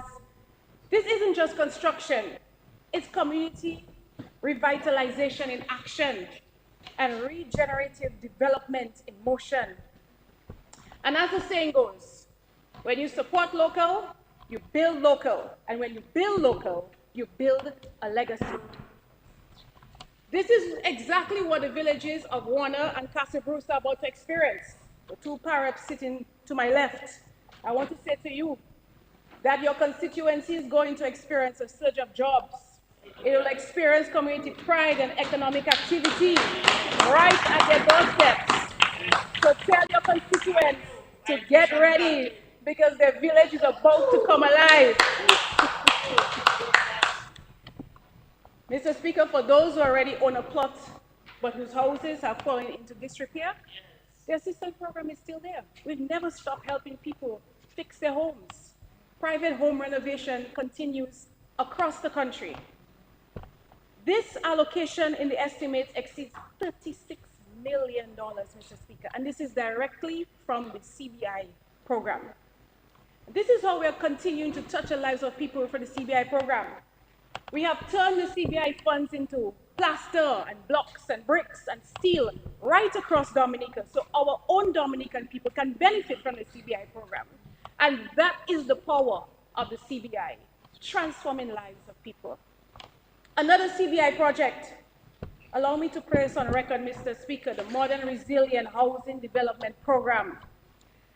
I want to place on record the historic momentum now driving the National Housing Program. This program is, again, directly financed under the CBI project, managed by developer MMC, my friend, CEO Anthony Hayden, as well as Mr. Carl. I want to personally thank them I want to thank these both gentlemen for their consistent attention to detail, patience, and their commitment in delivering on their promises, because it's not an easy task to have 10 housing sites under construction at the same time. You're managing multiple contractors, hundreds of workers, yet they have remained steadfast, and we are seeing the fruits of their labor and their hard work. This is why we are very excited to be able to have the handing over ceremony of 2 of these 10 housing sites. As we speak, 8 major resilient housing sites from Grand Bay in the south to Penville in the north are nearing completion, and we will hand over keys by December of this year. That is a total of 251 hurricane resilient homes. And let's just say, when you put it into dollars and cents, about 87 million of CBI funds went straight into the hands of the people, directly empowering them, giving them generational wealth and assets that will stand the test of time. Yet, even as we build futures, the naysayers persist. The mentality is that, if I can't have it, no one should. But let me be clear that this is not their decision to make. Because they say don't mix God with politics. But God has opened this CBI financial door for Dominica, and only He will determine when it closes. So while they want to waste energy on fighting progress, we are building swiftly, boldly, and unapologetically for the people of Dominica who deserve it. Just recently, we toured the Scottsdale housing site. The landscaping is complete. The streets are paved. You see the children already running on the verandas. And, we were supposed to hand these homes last week, but there were lots of rain and showers of blessings, I call it. Climate change again, but that's okay. We're building to withstand climate change with these resilient homes, Mr. Speaker. That is what they were built to withstand. Category 5 hurricanes, shatterproof windows, concrete roofs. Mr. Speaker, we delayed, there's a delay, but that's okay because the recipients, it gives them time to beautify their home and they are very excited. The people of Scott said they really have appreciation for their home. They started their own landscaping, cleaning the area, planting the flowers, and they started that a few weeks ago. So that's okay. By the time we do the handover, it's even going to look more beautiful. Following Scott said, we are going to hand over an additional 16 new 3-bedroom family-style homes in Eggleston. Mr. Speaker, in Eggleston, the engineers threaded fiber optic lines through the conduit of every slab, future-proofing households for high-speed internet and digital Dominica. They have solar-ready roofing anchors, which means that panels can be bolted on very easily. As you know, we have no duty on solar panels. So they can turn their rooftops in the future to micro power plants. This is how we are building for the future. The green spaces, they can host exercise stations. There's lots of fruit trees. Because a healthy neighborhood is not measured only in bedrooms, but in breathing rooms. Mr. Speaker, it's a sight to behold. I invite every Dominican to take a drive to Eggleston, take a drive to Scottshead. Those who will be receiving those homes, I must say, you know, they must be truly thankful to the Almighty Father, who's the ultimate provider. Mr. Speaker, moving forward, we have plans for construction works to begin this financial year in Atkinson, Tebow, and in the second phase of Roseau Housing Program. And they want to say that nothing is happening in Dominica? Are the critics of the government for real? Are they seeing what is happening around them, Mr. Speaker? Sometimes I really have to wonder if it's just them being malicious. Housing Recovery Program. We officially closed the project implementation unit of the Housing Recovery Project in June of this year. Mr. Speaker, we have reached significant milestones through the HRP. 382 hurricane resilient homes built for deserving families. We have also, through this program, regularized 172 homeowners who did not have secure titles to their property. Over 100 local contractors were engaged, creating employment in different areas. Just this program alone, masons, carpenters, plumbers, and electricians, this program alone employed about 3,800 individuals, Mr. Speaker, across Dominica. Jobs, jobs, jobs. And as this program concludes, I want to express my gratitude to the World Bank and the staff of the HRP for partnering with us on this critical Hurricane Maria recovery effort. Mr. Speaker, I know their supporters left an enduring mark on our island, and I know the people of Dominica will forever cherish and remember the impact of these collective efforts. But Mr. Speaker, I want to address the member Marigot. Oh, he's there, he moved. Yes, I want to address one of the concerns that the member Marigot raised. Because you spoke to the HRP project, but you must be reminded that this project is owner-driven, which means that we build the homes on the land that the people own. It's not government land. So therefore, once a house is complete, everyone is granted their keys and they enter their home. So we cannot take back the house if the person doesn't move inside their home because it's their land. That's all it is. And I don't know, I've seen cases like that. If it is a psychological problem, Mr. Speaker, we build a brand new home on their land and the shack that they were living in is right next door to a brand new concrete hurricane resilient home and they're not moving in. Yes. So maybe the member, you can speak to the person. I don't know if they're saving it for their children, but it's not a responsibility to have you move into your own home on your own land. Future housing, one of my favorite initiatives, housing initiatives, because Mr. Speaker, if I imagine myself as a single working professional, I would jump on this opportunity. This is the one that would appeal to me because it offers modern stylish homes at subsidized prices in the scenic village of Warner and Cotton Hill, Portsmouth. Mr. Speaker, if you know these two sites, you'll know that they have breathtaking views of the Caribbean Sea. And these homes we're building, they're affordable, yet high-end. Where else would you find that combination? When you hear a high-end, you think expensive. This is a serious deal. Any young working professional need to jump on this one.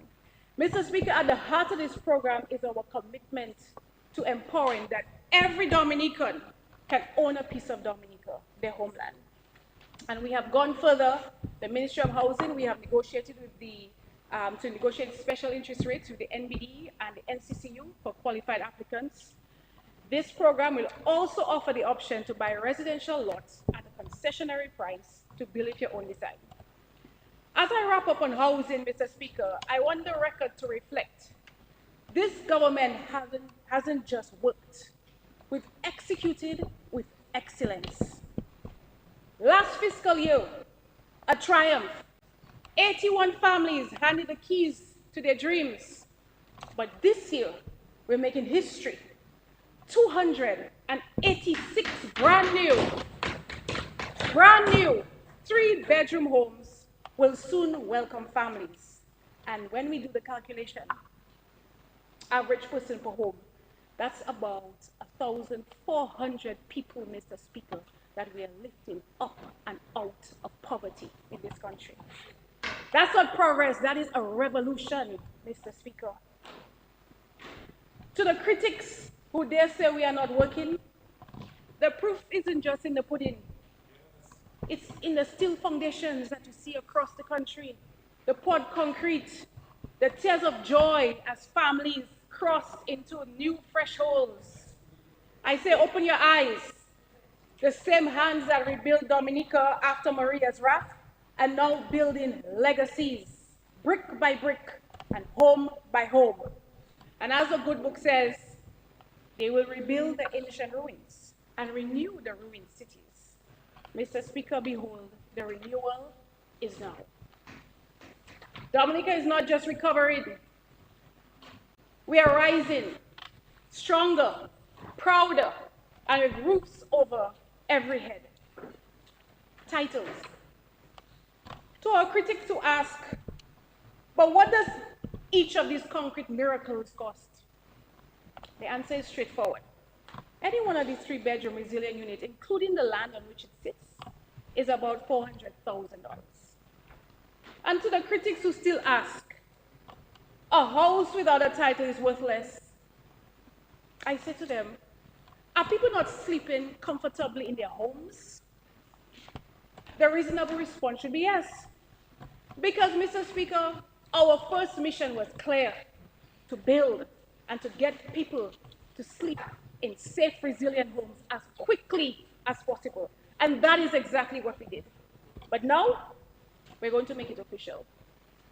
This is why we have employed a state attorney in the Ministry of Housing, and she has one task.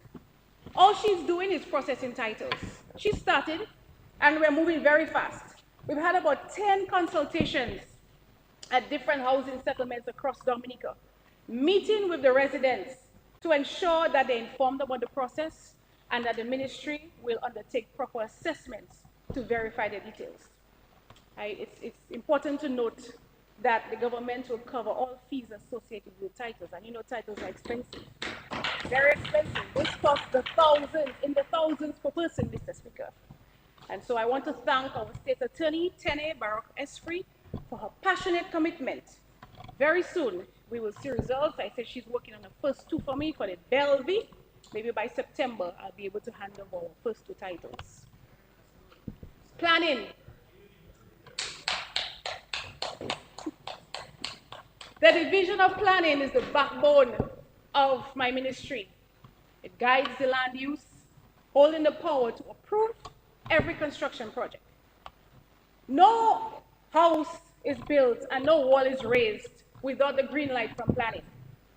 But for too long, our people have faced frustrating delays. Dreams stalled, mortgages approved. People have their designs ready, yet they're stuck in a waiting game from planning to approve. Mr. Speaker, with all the land that we have sold at low interest rates, with low interest loans now covered, we cannot let bureaucracy kill ambition. When momentum is lost, opportunity is lost. And as the saying goes, delay is a thief of time. And this is why we're acting now. We are going to appoint an executive chairman, and he has one clear mission: modernize planning operations and to fast track the approvals. Mr. Speaker, we want it now. Young people, we want it now. And we want to keep the excitement alive. We want to keep the investments flowing. The progress needs to be unstoppable, because when our people are ready to build, they have their mortgage, they have their money. Mr. Speaker, this government should be ready to say, approved. Rental Housing Market Commission. Mr. Speaker, I'm pleased to announce that the ministry has established a Rental Housing Commission advisory comprising of key public offices and members of the DIC. The commission has been meeting monthly to prepare recommendations, and by December of this year, we will have recommendations on the rental housing market. Once again, we have listened to the concerns of the people. Too often, tenants are exploited. Tenants, sometimes I hear horror stories. They're forced to live in homes, no water, no electricity. The front door can't even close. It can't even lock. But when the end of the month comes, they're hounded down by the landlord to pay their rent. Mr. Speaker, this is unacceptable. On the other hand, some tenants, when they're asked to vacate by their landlord because they're not paying their rent, they choose to damage the property out of spite. That too is unacceptable. Both scenarios are injustice. So, Mr. Speaker, it's time to bring fairness to the table, landlord and tenants, to the rental market. And this is exactly what we are doing.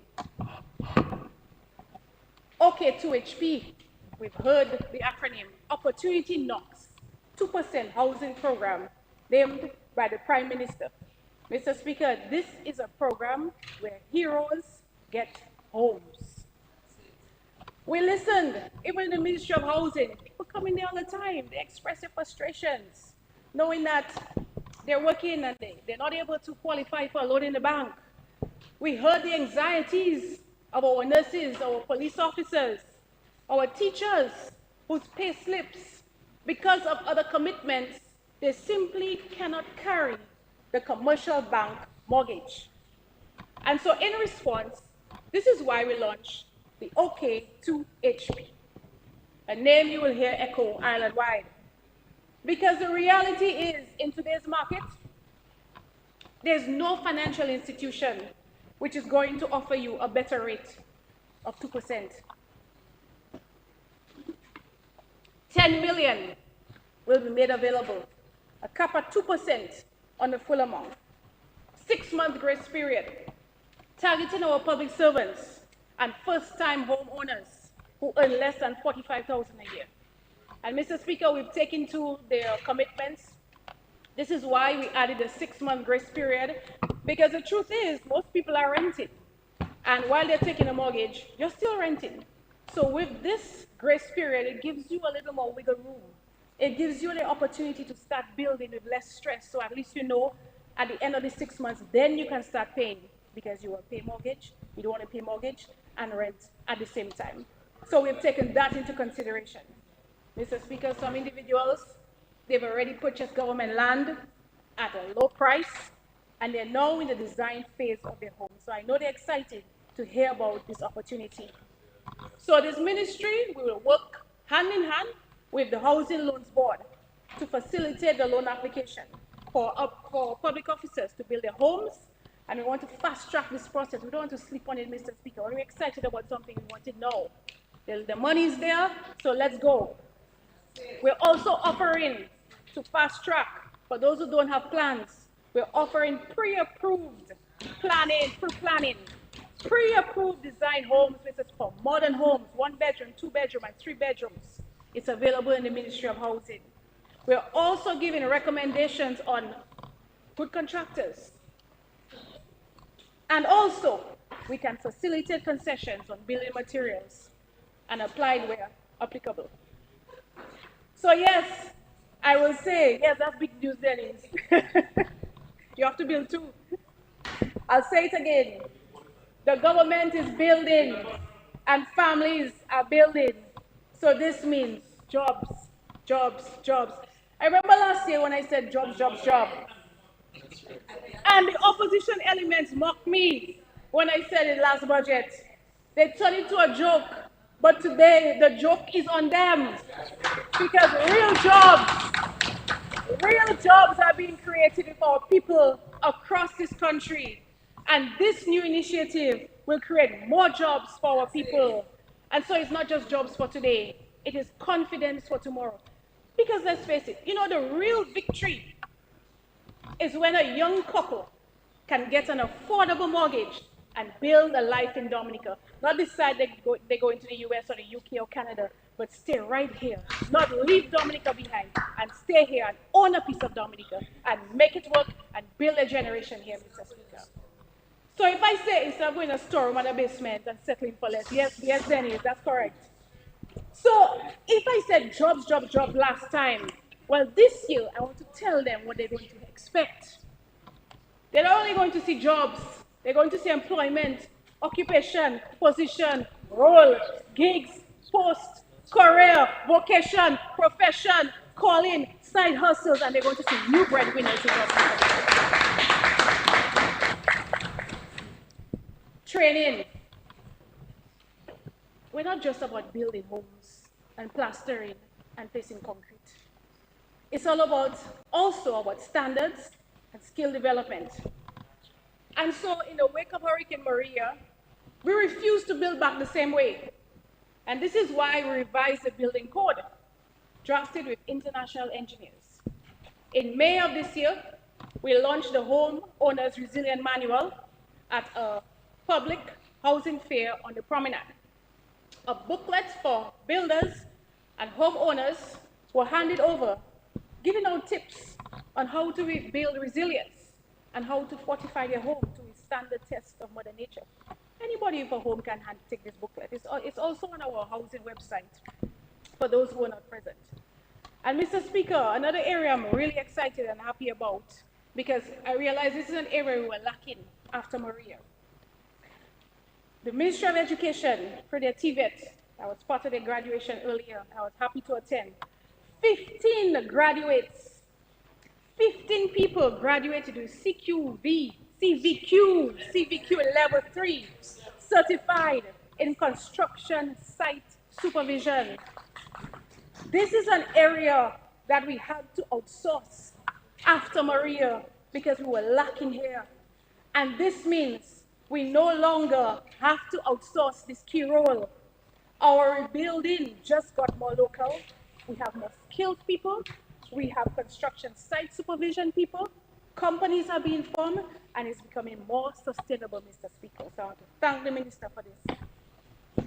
Lands is a promise made tangible. It is a collateral that starts a business, the inheritance that sends a child to university, the community anchor that resists social drift. Mr. Speaker, we sold about 47 lots in Jimmet, Hillsborough Gardens, Warner, Kenfield East. And in addition, we have 15 new lots coming from the constituency of Maho very soon. Mainly young professionals, public and police officers in the Maho constituency.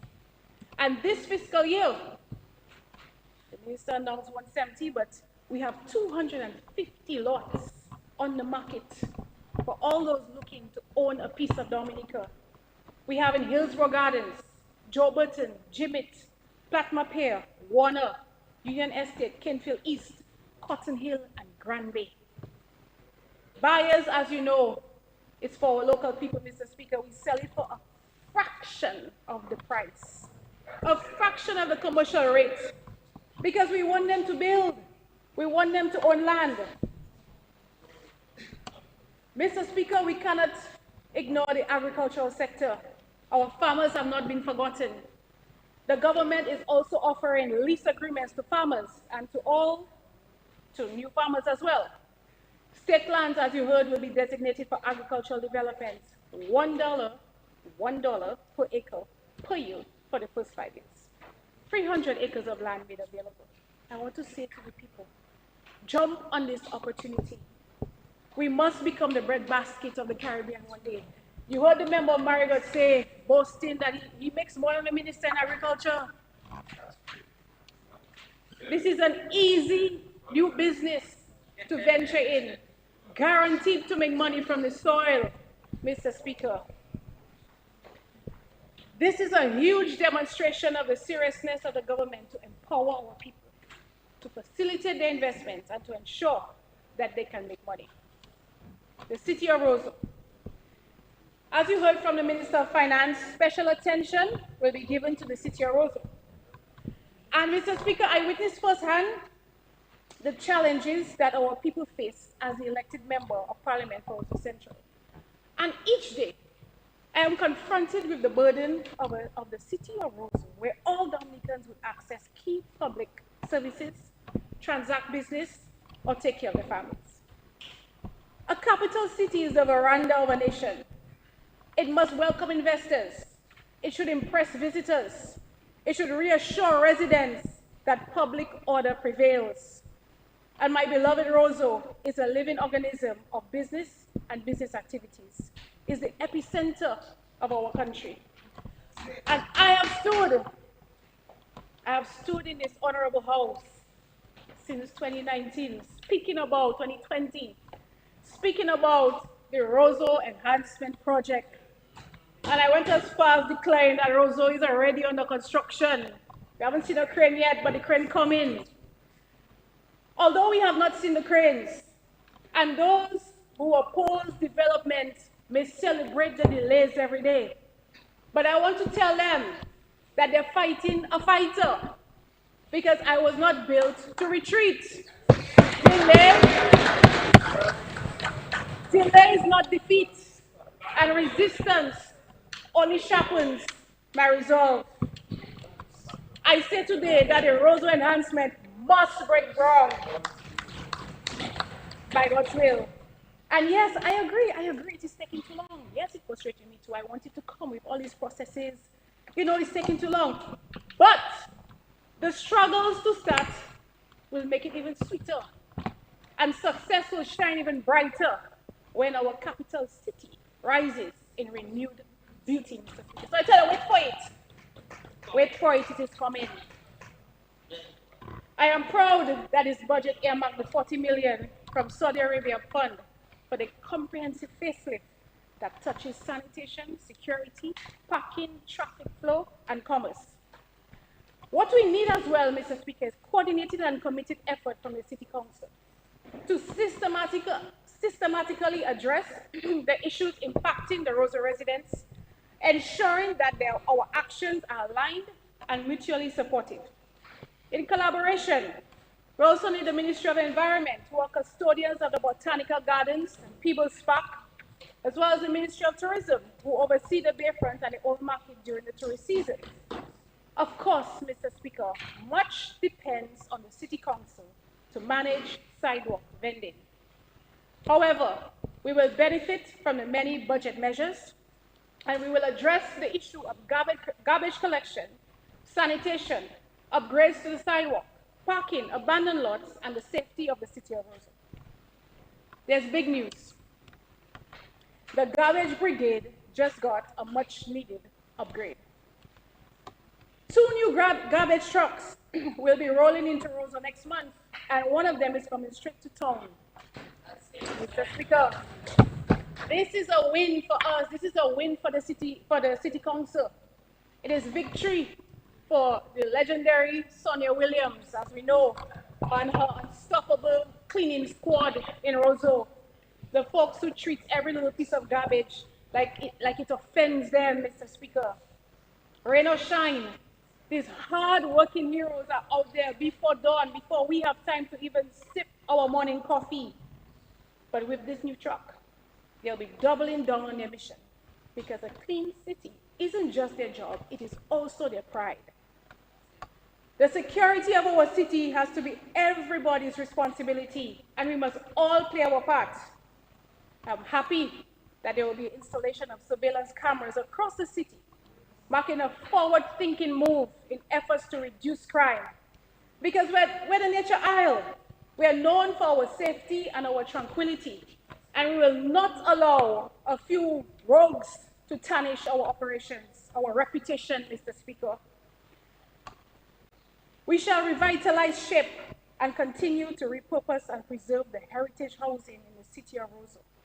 And this is all part of our tourism attraction. Vacant and abandoned lots. I am hoping that action will be taken very soon on the abandoned lots in the city. This is something I've advocated for years, Mr. Speaker. And I've been looking to transform these abandoned lots for some time, which would have been an instant facelift to the city. I was recently able to create the first ever child-friendly urban garden right at the entrance of Stadium. It's vibrant, it's eye-catching, it has murals, wall planters, colorful planting beds. And do you know why that project succeeded? Because it is the only vacant lot in the city that is government owned. We have tried before to speak to the owners.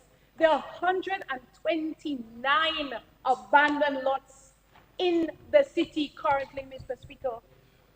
That's way too much. We've tried to speak to a lot of them are in courts fighting with each other, so we cannot touch the lot. We cannot do anything with it. And so this is why I'm very happy for this initiative. This initiative, government will be acquiring these properties in Roseau, unlocking these investments in the public interest, and thereby job opportunities in the city. Turning these abandoned lots into viable commercial spaces also. Parking can be used for vending, sanitation, it can be used for utility services, and more urban gardens. And I say if there's anybody interested in purchasing property but is facing complications due to ownership issues, this government is going to step in. We will acquire the lot and facilitate its sale to the interested parties.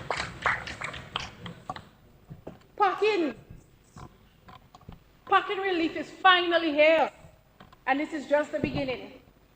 The government will limit the number of size of reserved parking spaces in the city and introduce a $1,000 fee for standard spots.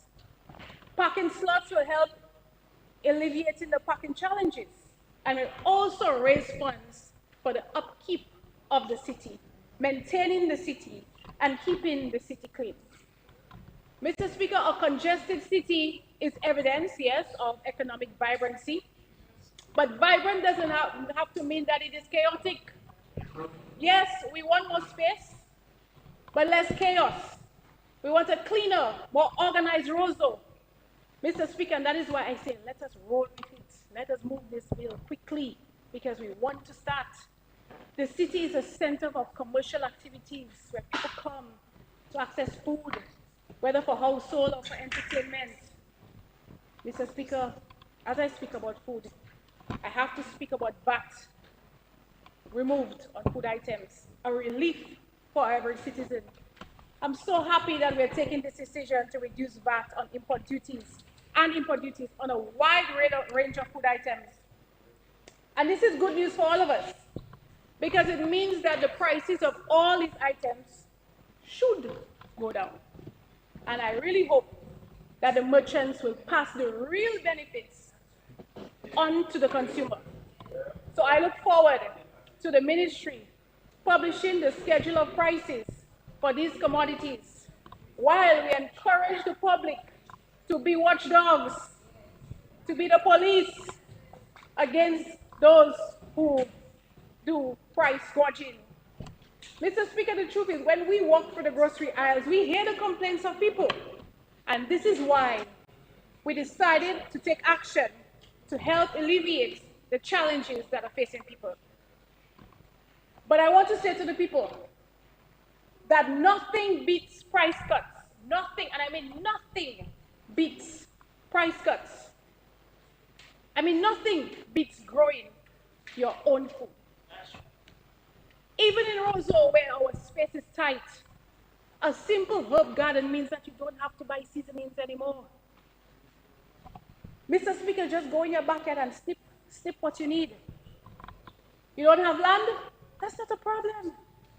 Get some planting bags from the Ministry of Agriculture. Grow beans, you can grow tomatoes, carrots, potatoes, right on your concrete backyard or on your porch in Roseau or in the urban area. City folks, I'm talking to you.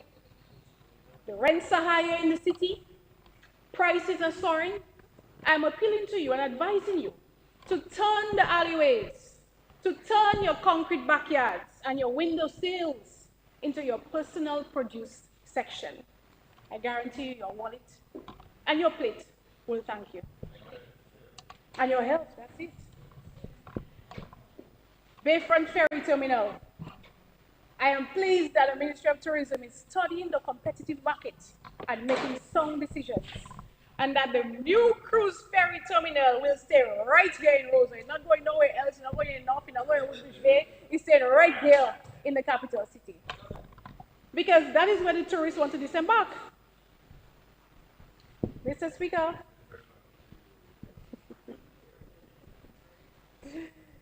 Yeah, my finger went on it. Mr. Speaker, right here in Roseau is where the tourists want to disembark. Because when you think of it, when you travel, you want to see the city. You want to see how the people live. You want to shop. And it's going to not just include a ferry terminal, but it's going to include duty-free shopping, restaurants, Mr. Speaker, and a beautiful hangout spot. So I'm really excited about this. Constituency of Roseau Central. Mr. Speaker, constituency representation is where national policy touches the palm of an individual, shaking the power rep's hand, either in your office or at the home. And we as power reps are always thinking of ways to create greater opportunities for our people. In the past year alone, my team in Roseau Central, we've distributed food vouchers to our residents, large families, small families, school uniforms to the government, textbooks, bus fares for primary and secondary schools, grocery hampers to mothers, single mother program. Mr. Speaker, our youth, we pay special attention to our youth in Roseau Central. Our children, they are equally critical. This summer, I had the joy of hosting about 70 amazing students, children, at the annual Roseau Central Summer Camp. And this year we decided to get outside more instead of staying in and doing work. We dove into all sorts of fun, from pottery making to surfer spa days to historical sites, beach cleanups. But hands down, I must say one of their favorites was learning how to make soap with our very own soap queen right here, Honorable Akira Joseph of Nature Blends. So I want to thank you for that, and I have a confession because parents are calling me and telling me that all their little girls have them on Amazon looking for something because all of them want to start their soap empire. So I don't know if I created more competition for you, but you've certainly inspired a lot of children in this area. I want to thank you, and it was a joyous day for bringing your students from the Cambridge constituency to join us here in Roseau. Mr. Speaker, we also had the Chinese Cultural Open Day at the Chinese Embassy.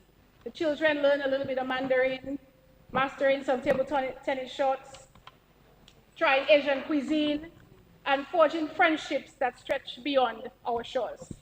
And I want to say that I'm deeply grateful to the Embassy of the People's Republic of China and His Excellency Chu Muangming, the ambassador, for making this opportunity possible.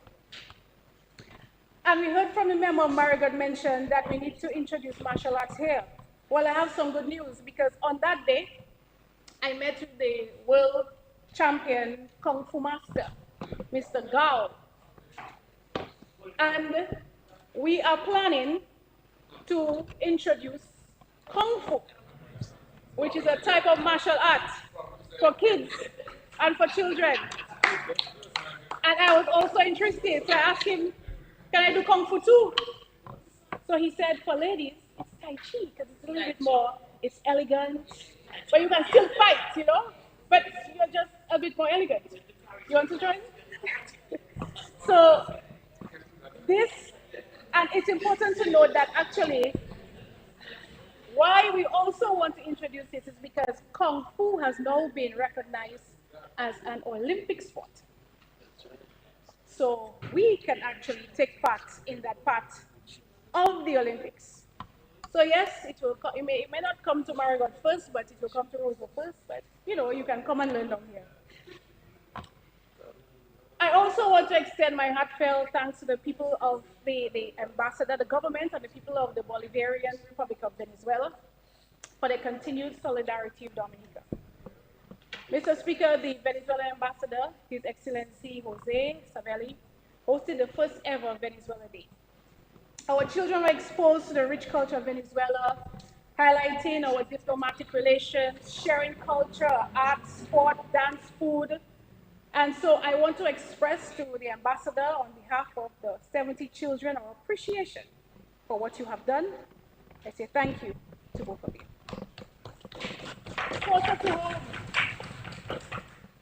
Closer to home, the transformation of the historic Dominica Club on High Street into a multi-sport area. You may see it at a halt now, but it's going to pick up. We'll be introducing pickleball, rollerblading, tennis. It's now back on track.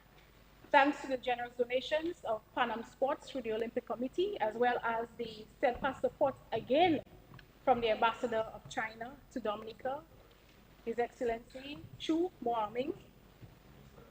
I want to say a special thank you to them. We are going to continue. We're starting again with fixing the courts, and this project will be completed before the end of this year. Mr. Speaker, I'm thrilled to announce that this year's annual Roseau Central Back to School program is ready to pop. I mean, really pop. Last year, we had about 600 students walking away with school bags, stationery, awards. We wrapped it up with a big summer splash at People's Park. It was a perfect send-off too, from summer and placing them into school mood. New friends, fresh uniforms, new bags. And this year is going to be no different. We're bringing the energy, the excitement, and the goodies again. Because let's be honest, they say to me, the old school bag they have, they don't want it again. It's retired, they don't want to see it.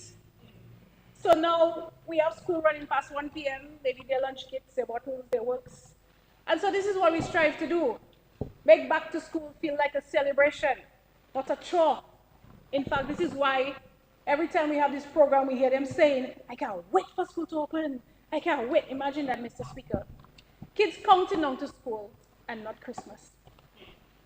Speaking of school, let's talk about the grammar school. Mr. Speaker, a journey with its fair share of challenges. But this new school year, we are going to celebrate victory. This year, Roseau Central will finally see its iconic flagship grammar school completed, at least in the first phase, which means that students can move into the first phase of this landmark achievement for the community. And here's the best part. When September rolls around, the brand new wing is going to open with pristine desk, chairs ready to welcome our students. And I'm very excited about this. I want to thank my colleague, Honorable Alfred, whose relentless leadership and pushing this project forward and making this dream, a reality. I must say, teamwork makes the dream work. Roseau Central, your world-class grammar school is here. And so get ready to make history. Christmas Village. Mr. Speaker, the most wonderful time of the year is just 6 months away. And the countdown for me has officially begun. Last year, about 60 vendors participated. And this year, we are going to celebrate the 5th anniversary of the Christmas Village in Roseau. This is our nation's most magical, anticipated holiday showcase. Mr. Speaker, you've been the breathtaking lights, the whimsical decor, the electrifying rides, the sorrel and the fruit cake. I mean, when you just walk inside there, your stress just falls on the wayside because it's a spectacle. And yes, we are doing it again, bigger and brighter and bolder. But we have a wow factor this year. We're introducing Young Bosses Holiday Market. Our kids are brilliant. They're innovative. They're watching TikTok and they're seeing how to make things. And they are full of big ideas. And so this year, we want to give them the spotlight. A special zone just for children entrepreneurs to showcase their crafts, their goodies, and their talents. So we have enough time now. I'm appealing to the parents. If you're listening, this is your moment. Help your child to turn their hobby, their talent, or their business idea into something magical. We'll be offering free display areas just for them. Because let's face it, during Christmas, it's the children that run things. So we want to give them their room. They're in charge. Registration is coming soon, so don't let them miss this chance. Be a part, let them be a part of this whole holiday hustle. Get ready, Dominica, because this Christmas village is not just a celebration in 2025, it is a movement. Constituents of Roseau Central. Mr. Speaker, I want to make one thing undeniably clear, that the people of Roseau Central didn't just elect me, they fought for me. They stood in the rain, they stood in the sun, they raised their voices, and they placed their trust in these hands. And so every day that I walk into this chamber, I carry that trust like a torch. My mission is simple, to fight for them with the same fire that they fought for me. Mr. Speaker, I scan every policy, I scan every program, I scan every opportunity that this government offers, and to make sure that Roseau Central is not just included, they're part of it and they're at the top.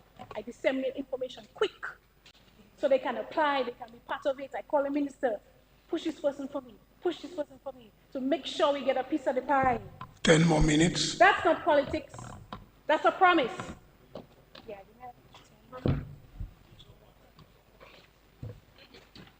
Mr. Speaker, I move that the Honorable Minister be granted 10 additional minutes to complete a presentation. Seconded, Mr. Speaker. It has been moved and seconded that the Honorable Popon Skerrit be given an additional 10 minutes. Those in favor? Those against? The ayes have it. Honorable Popon Skerrit, you are given an additional 10 minutes. Thank you, Mr. Speaker. So, Mr. Speaker, like I was saying about my constituents, when your constituents move mountains to put you here, you better be sure to move heaven and earth to deliver for them. And that is exactly what I strive to do, day after day, victory after victory, because nothing brings me greater joy than seeing my people thrive. Their strength inspires me, their resilience humbles me, and their trust is in the honor of my lifetime. So I want to thank them for their unwavering support. Mr. Speaker, Roseau Central is a thriving hub of energy and opportunity, where people don't just wait for progress, they seize it, they grab it, they go for it. And so this is why, too, they are benefiting from every single policy, program, and initiative that this government has to offer. And let me tell you, the list is impressive. They're receiving small business grants, NEP employment, jobs in the private sector. Even my constituency office serves as an employment agency, Mr. Speaker, because our eyes are always glued, looking to see which space in Roseau, which company in Roseau is hiring. Yes, We Care program, overseas medical financing, the 65 plus program, eye care assistance. We've got our people covered at every stage of life. Let's not talk about education, school transport, uniform, books, young people going to China for protocol training. There's a second set which is just left, just came back from agro-processing. There's another subset, another set of 20 students going again for protocol training in China, Mr. Speaker. Roseau Central is represented. Housing help, materials and financial support, subsidized land, agricultural grants, even swipers for handymen, even boats for fishermen through the Ministry of Agriculture. And let's not forget the extras that make life a little brighter. Our consistent financial support, single mothers program, clothing drive, soup kitchen, back to school program, hurricane preparedness kits, our little egg hunts, our Christmas cheer, our Mother's Day, our Father's Day, even dignified funeral support when families need it the most. And that's always done in Rosa Central. Where progress isn't promised, it is delivered. Mr. Speaker, financing development of a country is not an easy task. And Dominica's CBI program has withstood international scrutiny, revamped its due diligence protocols, and emerged stronger. The proof of the positive impact on our people and our country is on the ground, in roofs, in roads, in health centers, infrastructure. So those who criticize CBI should offer an alternative plan, something that can bring you 500 million over 5 years. I don't understand why some people want to destroy what is good, something that pulls people up and out of poverty. Mr. Speaker, in conclusion, I have taken this honorable house through completing housing sites, fertile acres waiting on seedlings, along streets soon to sparkle, and homes already warmed by the laughter of children who finally have a room of their own. This is a budget of hope because it was drafted with open ears. We walked the communities, we walked the aisles of the supermarket, we listened during town hall meetings and in supermarket aisles. We distilled aspirations into allocations. And so, with gratitude to the Prime Minister and the Minister of Finance, and with faith in the indomitable spirit of Dominica, I fully support the estimates for 2025 to 2026 made by the people, for the people, and destined to lift the people. Honorable colleagues, if hope had a metric, it would be the widening smile of a homeowner signing that first mortgage at 2% interest. It would be the farmer stooping to harvest peppers on a once idle acre of land, or cruise ship passenger uploading a sunset photograph on a spotless bayfront. Those smiles are the return on investment that we debate today. Let us therefore pass these estimates not as routine exercise, but as a resounding declaration that Dominica chooses optimism over inertia every single time. Mr. Speaker, if I sound passionate, it's because the stakes are high. A budget is often dismissed as columns of numbers, but behind each column beats a Dominican heart. And so I say, let's pass this bill, and let's author a new chapter in which thousands of those hearts rest easier beneath our resilient roofs. Set roots in tidal soil, walk confidently through a clean, creative capital. I want to extend my heartfelt thanks to my permanent secretary, Mr. Reginald Server, for his unwavering commitment and tireless work. This man is often burning midnight oil just to get things done in a timely fashion. To Roselia Basil and the dedicated staff of my ministry, I say thank you for your dedication and support and hard work. In this budget, we have seen the fruits of our labor, what we have fought for, guided by the consultations and the people who walk into our office every single day. Special thank you to Samuel Augustine, the coordinator of urban development, for your dedicated team. They call themselves Team Mel, Mr. Speaker.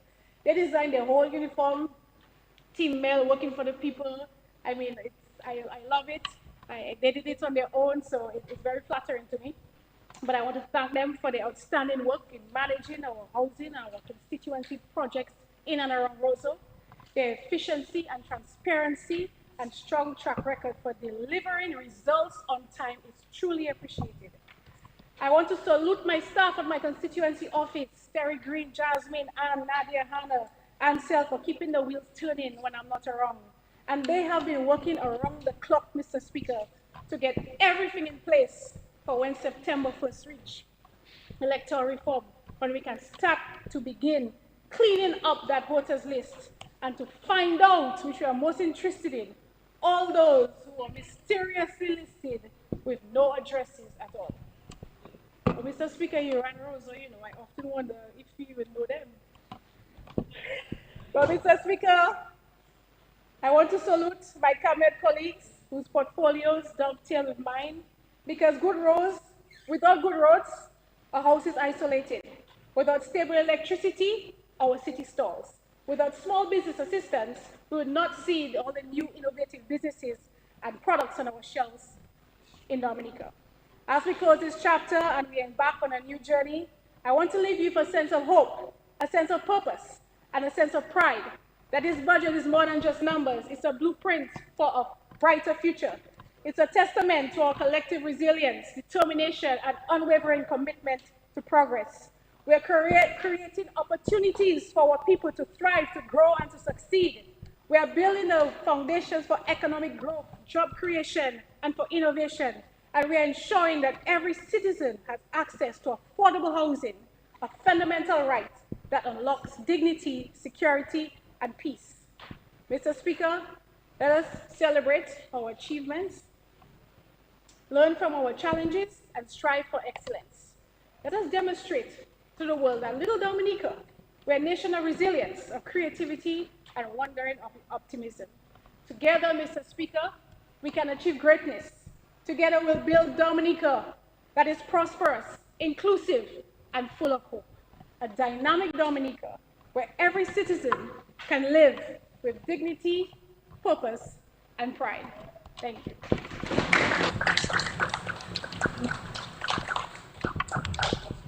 Mr. Speaker, I move that this honorable house be suspended for dinner until 7:45.